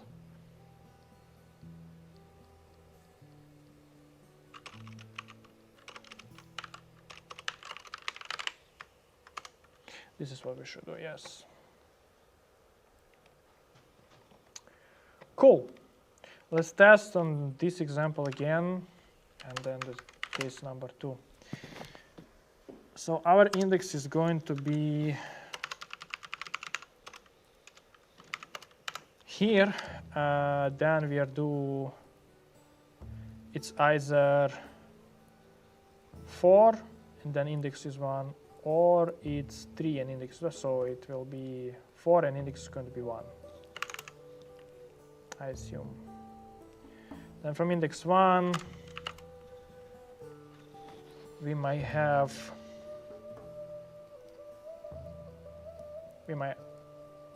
1 plus 3, 4, yeah. From index 1, we should return true already. Now let's change this to our failing example.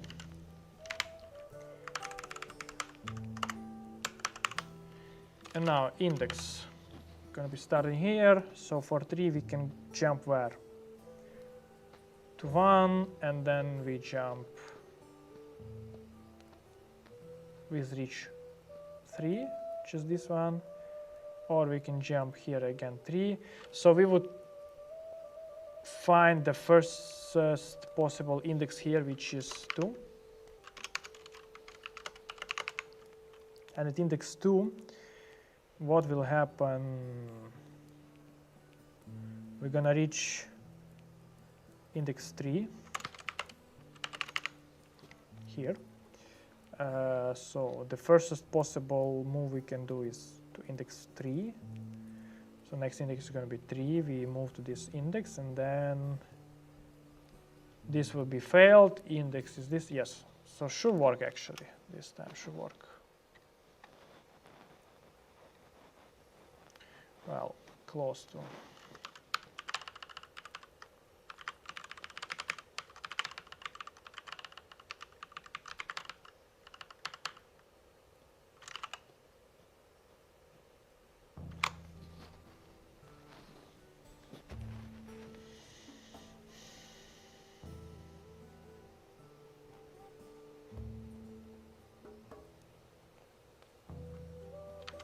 Sorry. Infinite loop, of course. My brain stopped thinking, unfortunately.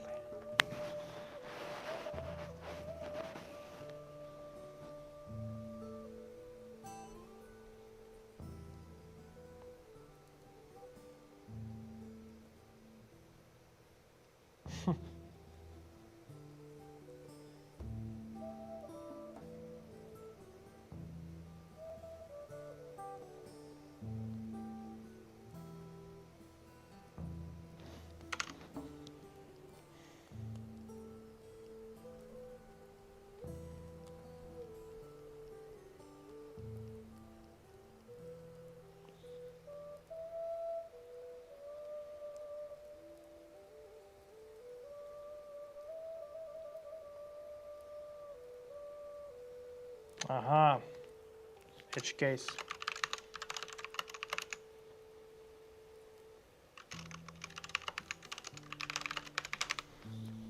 I see. All right.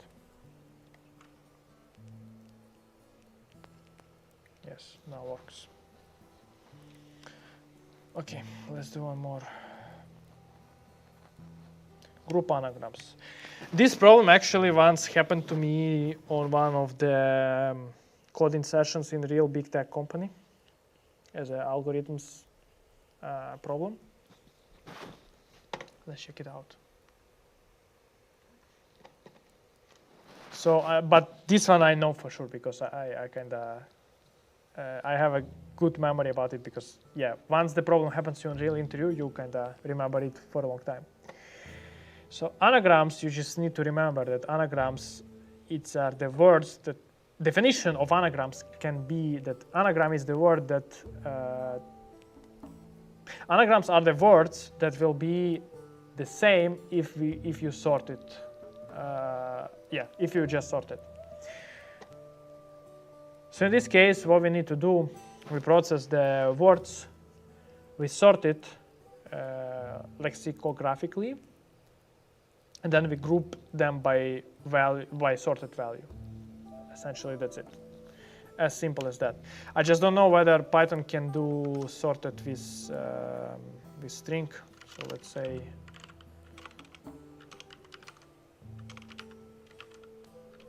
can I do this? No, I cannot. So we would need to split.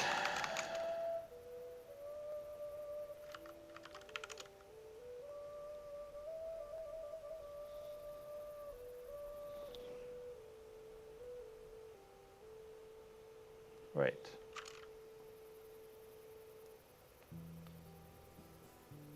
It should be split.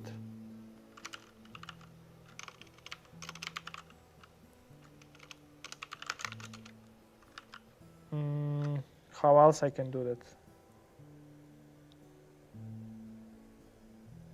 To list maybe? Is this the way?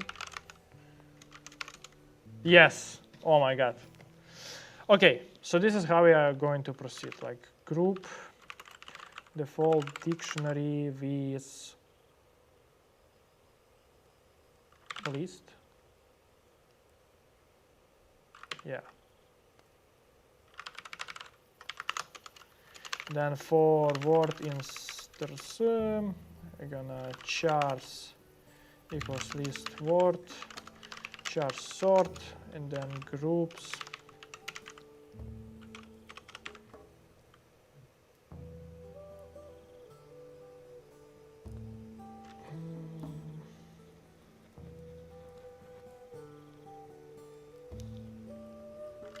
Chars append an original word.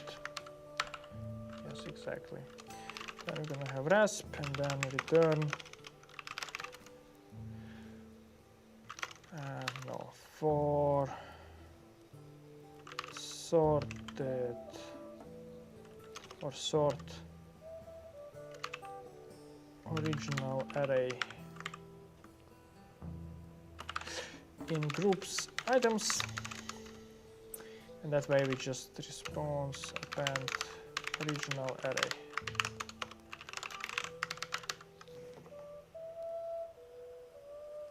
We got someone following us. Thanks you. Oh, sorry. Thanks, folks. Thank you for being with me and for joining. Yeah, this is marathon, and we're gonna do it for 13 more days, and then I will stop streaming. So, yep. So should be something like that. Yeah, let's check. AET, AET, AET. So the important part is to use sorted one and append the original word. Should actually work.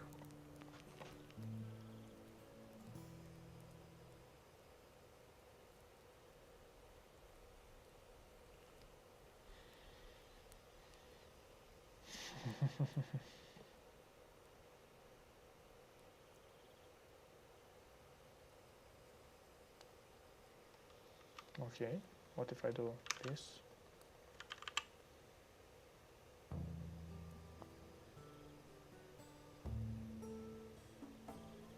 Will this work?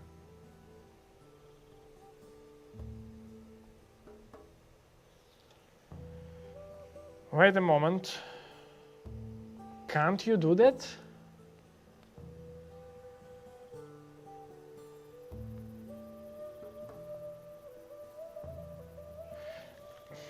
What is the parameter? What set is it for key or is it for value? Because problem with hashability sounds like it's a type of key, not the type of value.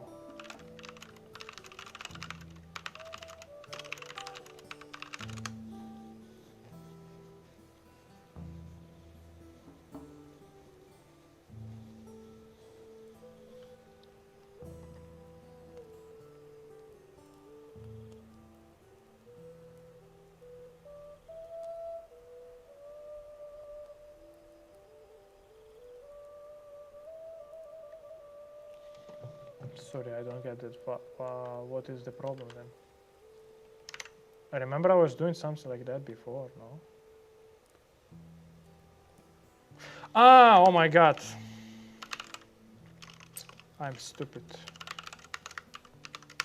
Yeah, we cannot use array because array itself is not hashable. We need to use string. String is hashable. And what do we want? I want array. Now we actually can use list. Of course. Just teeny small adjustments. Yeah, I got hired after this algo problem. This one is pretty easy. Heap. So let's do top k elements. Okay, we have top k frequent elements, which is given an integer array. Nums an integer k, return the k most frequent elements. You may return the answer in any order.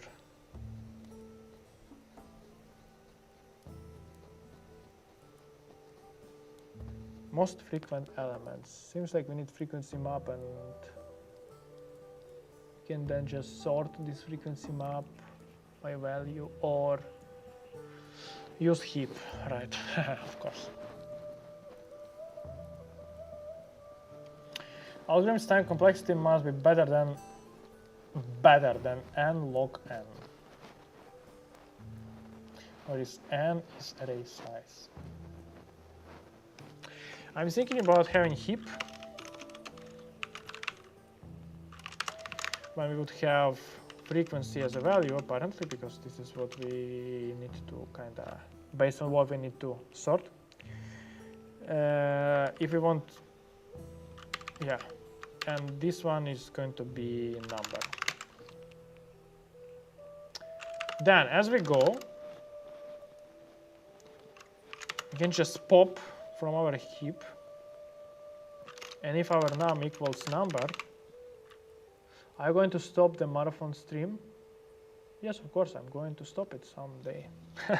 So this stream will be over in, let me actually check how many problems we have solved. I don't remember.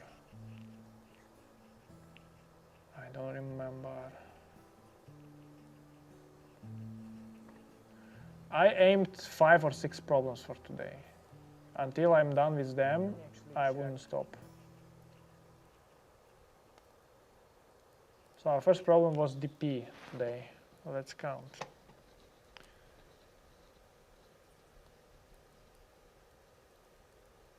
So we solve 1, 2, 3, 4. This will be fifth. 2 more problems. This one and next one. Then I'll be sort of happy. Yes, I will be happy. So we got, we pop it, and if number is equal to, but what if not?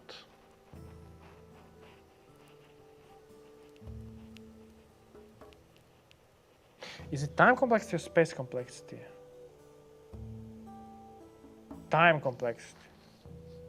Ah, okay, time complexity is much easier. Then we can just use frequency map easily.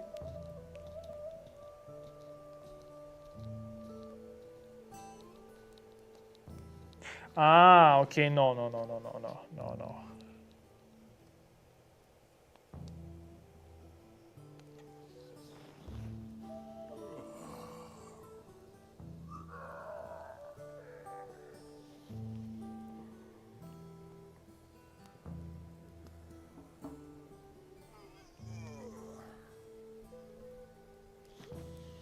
Yeah, just putting it all to the map, we cannot.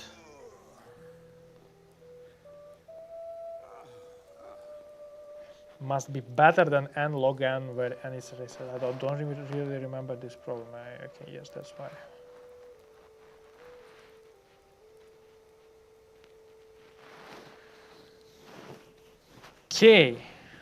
Okay. So n log n means interesting thing here. So n times log n means here that if we just traverse every single element and do heap push, it's n log n. which is kinda not all right for us. Yeah, back to the question, are you going to stop the marathon stream? Yes, I will stop it in 13 days, pretty much. All right. So we cannot just go and use heap push here. Do we have any hints? No hints. But I like the question, so I think the question is good. There should be some clever solution. Okay, Gothic music stopped. Let me turn it again.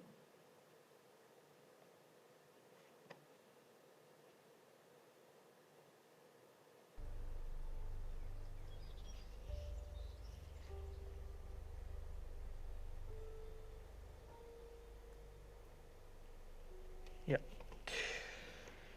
So this we cannot afford.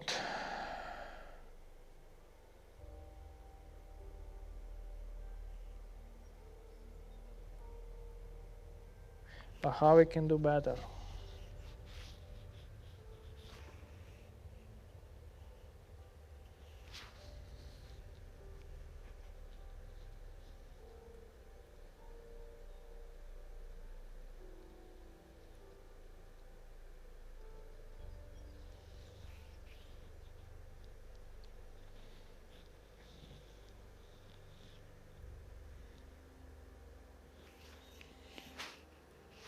The worst case for us would be if we have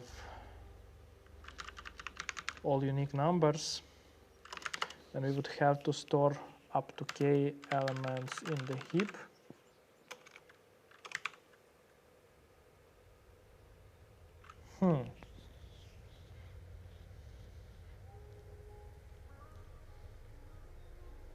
Let's say we put everything to map. Let's just assume that.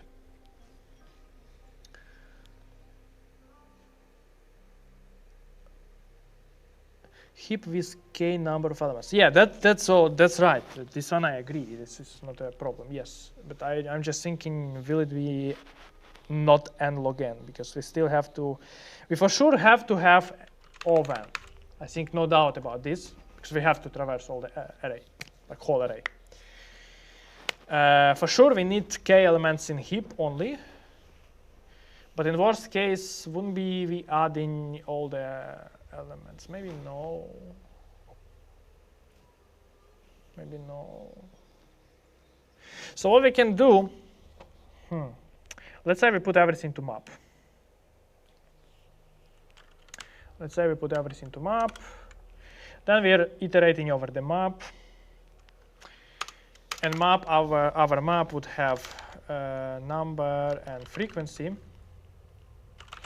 in map items, something like that.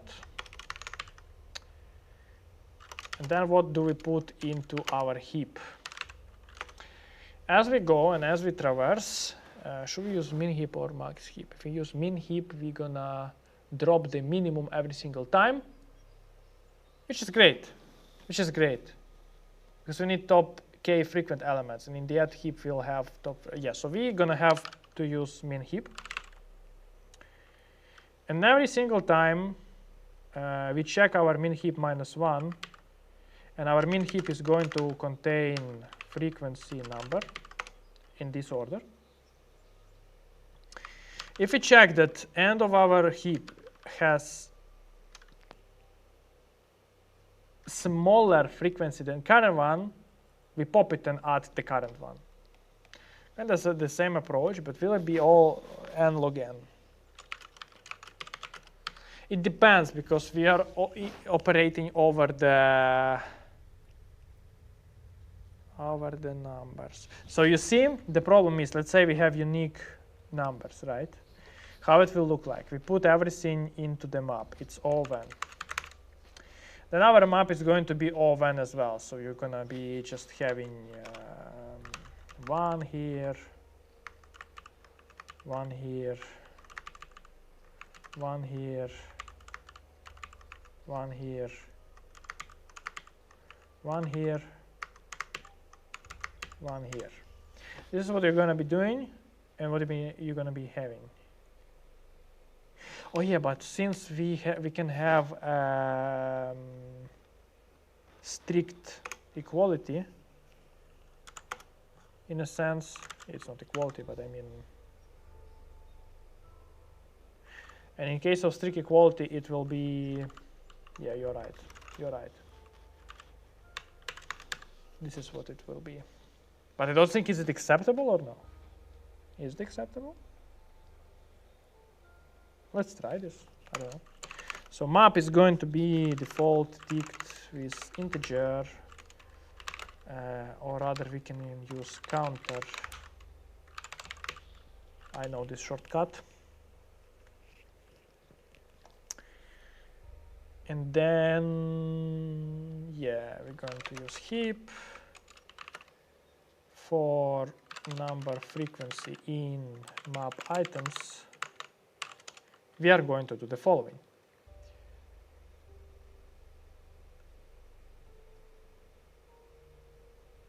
Here we need to keep k elements in the map, so we can just modify k, or we can use length of heap instead.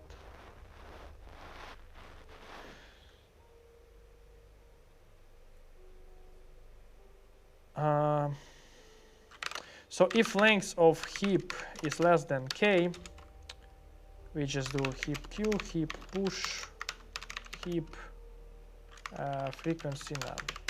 The Python heap works in that way that it will do min heap based on first argument. Its first argument is exactly the same. It will use the second argument as a kind of equality comparer, and will pop element based on this, or kind of heapify element based on both of them, but priority is the first one.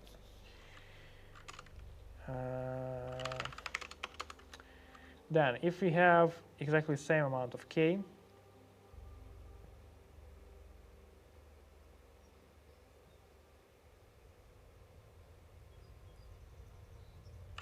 I don't like the code.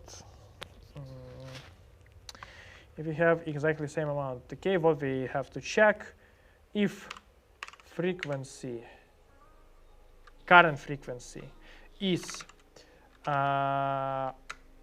bigger than whatever we have in the heap as a, no, it should be first element, and our first element is frequency.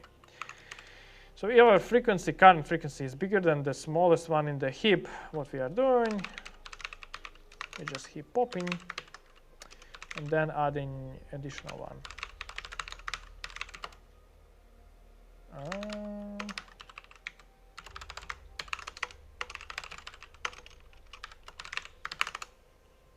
Kind of like this.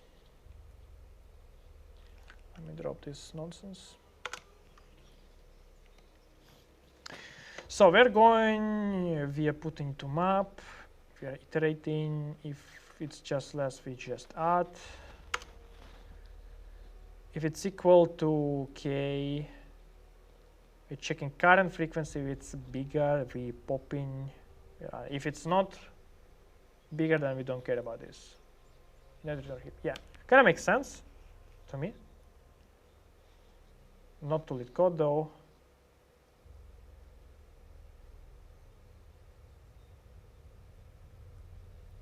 Well, we kind of got the right result, but we have to pre-process it. Okay, whatever.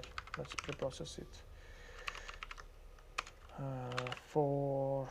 It will be, by the way, of k. So we are good to go. For frequency and num in heap, so append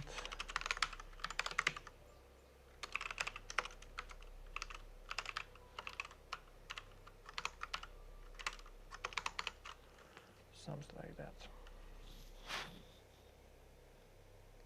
Yeah, now it works. Yep. So heap is k number of elements. Yeah. So volume, you were right. You were exactly right. That's the right approach. Drop some videos for system design. Maybe if you ever want to do something, I'm a master's student, would be helpful for the brutal job market. So for system design, I'm giving you a recommendation. If you totally 0-0, you never done it. Hello Interview can be okay, but I personally don't like their system designs. They have a lot of gaps, flaws, and some of them just wouldn't work on real world. So if you want something advanced, or you want to know how exactly the system might work, you can either build your own POC or talk to people who are actually designed that subsystem. Let's say if you want to design Uber and you need to exactly know how it works on the scale they have, you need to go and find software engineer from Uber and ask him how it works. I have exactly the same problem with Messenger because none of the existing Messenger solutions for system design on the internet can explain me how big channels and big chats in Telegram work, because this loser WhatsApp approach to have 200 users, they are crazy easy and trivial. But Telegram allows you 200K users in the chat, and it will be real time. I'm not even talking about the channel, when you can post the post, which kinda is easy, but you might have all the commenters inside this post, and these commenters can all be the people from the subscribers. So it's kind of huge. No solution on the internet explains how it works, and it is and it keeps be scalable. So that's why I created this article and explained to every single moron, or I don't know, that yeah, if you just put PubSub in your system design, it might not make it scalable, Just putting PubSub doesn't solve your problem, And also I have a bunch of other system design with pretty deep technical details. Some of them have POC. So you want some really deep knowledge, or you want something better than Hello Interview does, check the blog, or also check the YouTube channel that I'm streaming in. You can find a bunch of system design solutions there. Apart from that, I can recommend one guy. I can recommend Jordan from Google, I guess. This is how this guy...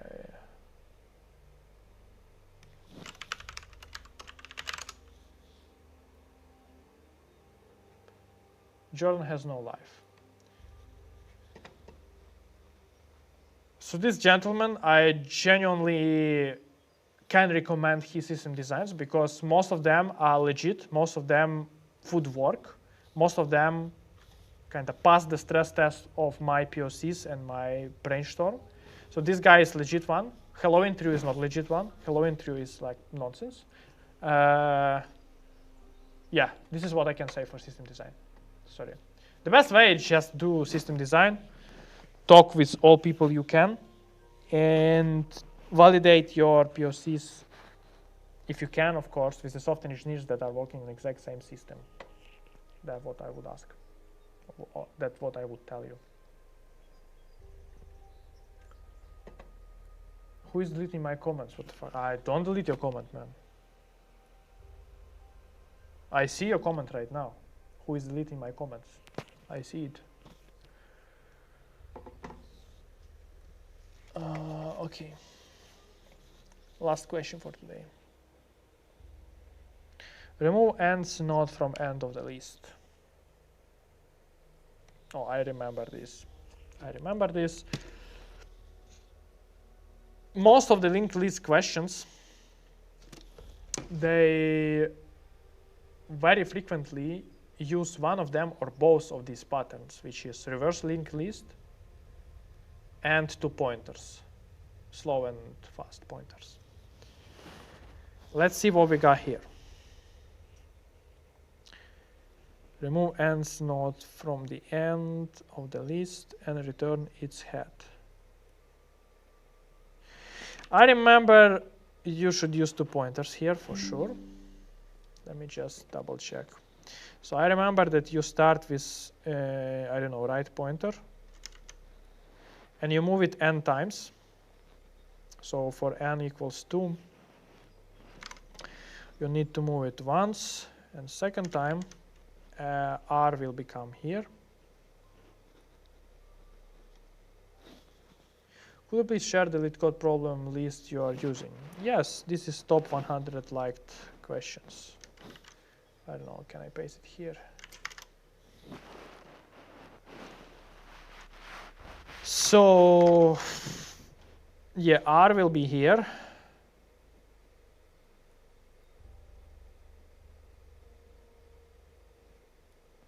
Then I don't remember. Then I think we are adding left one here. And we're moving both of them up until right is the last one. So it will be this. And this is how you remove it. So you just do this. All right, that's it. This is what I remember. Like in one pass. In one pass. Well, this is sort of one pass. Let's try. This is what I remember, like it should work. Let's say we need to remove this node, right? So n is equals to 3. We start with the right and we pass 3 times. So right, 1, 2, 3. Right appears here. Then we put our left. Up until right is this guy. We moving our left. And then left is again the same stuff. Kind of works to me. So let's implement our right. Let's, yeah. Equals hat while n more than 0. Right next, n minus 1. Then we put left as a hat as well. And while right next, left next, right equals right next. And then our left is going to be the one before the node we need to drop. So left next equal left next next.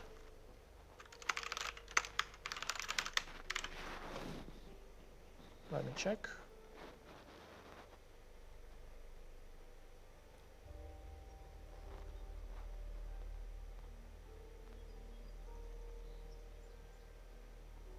To me, kind of makes sense.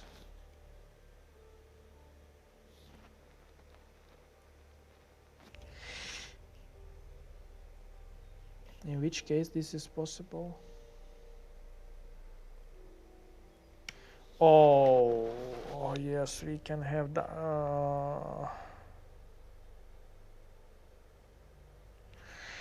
This is the problematic case. I didn't check it. Thank you. Yeah, here we just need slow and fast pointer. Well, yeah, sort of. Not slow and fast, but just the pointers, yes.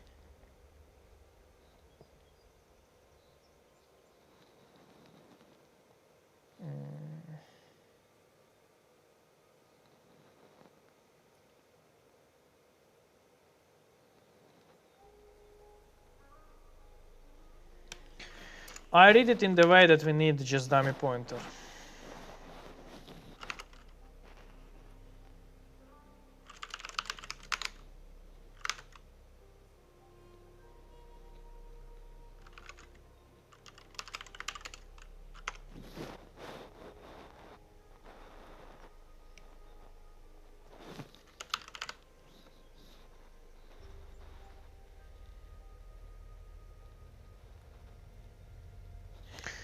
We would always have a node, right? We will have at least one, which means right will be null.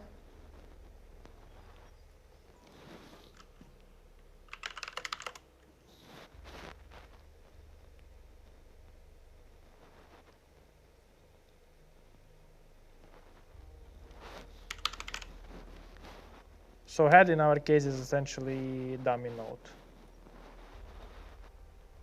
We are starting from real node to move the pointers right way. Actually, we need to start.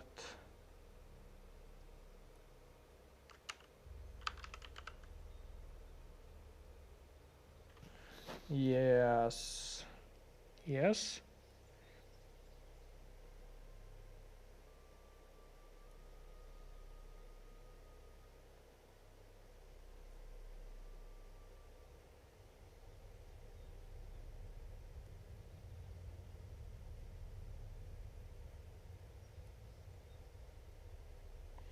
No, it will fail. Oh my god. Simplest case I cannot solve. Let's think through it again. So in case we have single node, what do we want to do? Do we have guarantee that this guy will be... Maybe we can handle it as an edge case. Yes, we can handle it as an edge case, I guess.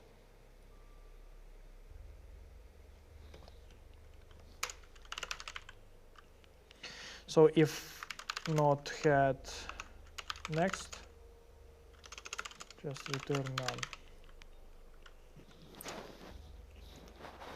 Let's check this case as well.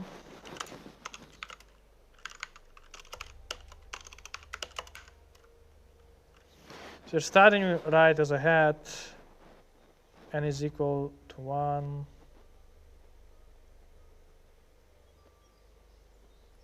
You just move into the second node. Yes. But can n be 2 in this case? It can, right? What if it's the last node?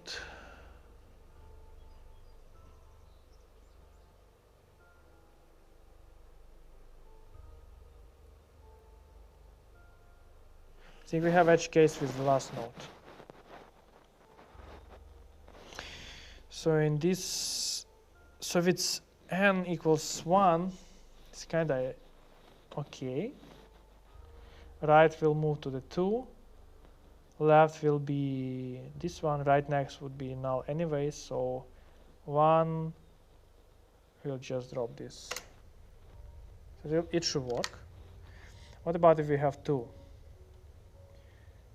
So we start here. We move to this place.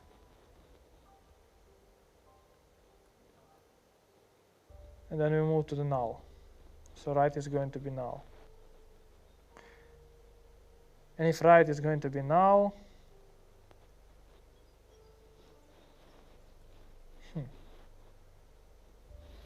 is it the same in case we want to remove the last node?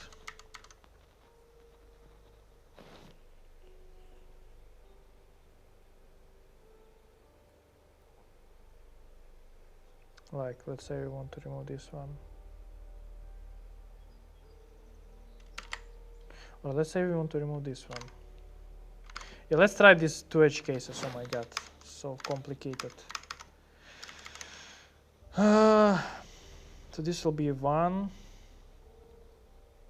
So you'd put arrow here, left here. Then we have, yeah, this kind of works. Let's say we want 1, 2, 3, 4, 5, 5. So R, 1, 2, 3, 4, 5. This is null. So if R is null, essentially what we can do, we can just return left next. If right equals none,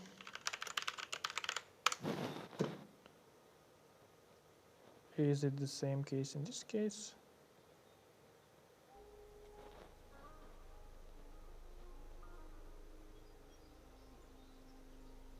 Yes, we don't even need this edge case, essentially. Should work.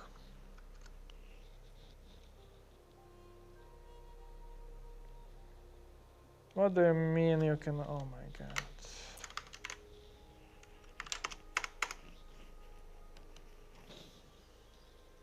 Just check if not right before the second.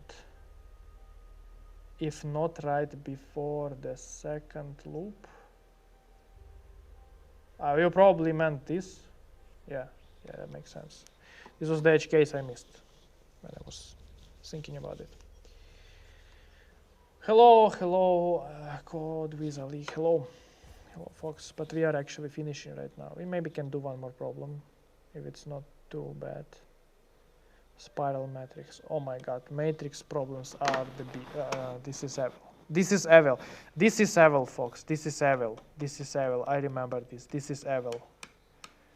I have to put a dislike to this problem straight away. I know this is shitty problem. Runtime is too strict. Edge cases. Yeah, edge cases. Can a good feedback contain wording like bullshit question? Maybe. But I'm going to submit this. I remember this problem. This is bad problem. Oh my god, this is bad problem. What are him telling us?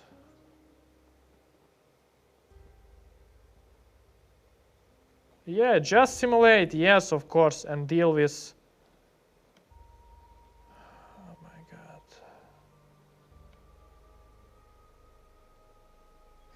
Let's check the discussion. I know it will be interesting. Truly hate this question. I'm slapping whoever's face is gonna give me this question during the interview. This is what I understood the hint one. Just solve the question, yeah. Just complete my... Okay, good job.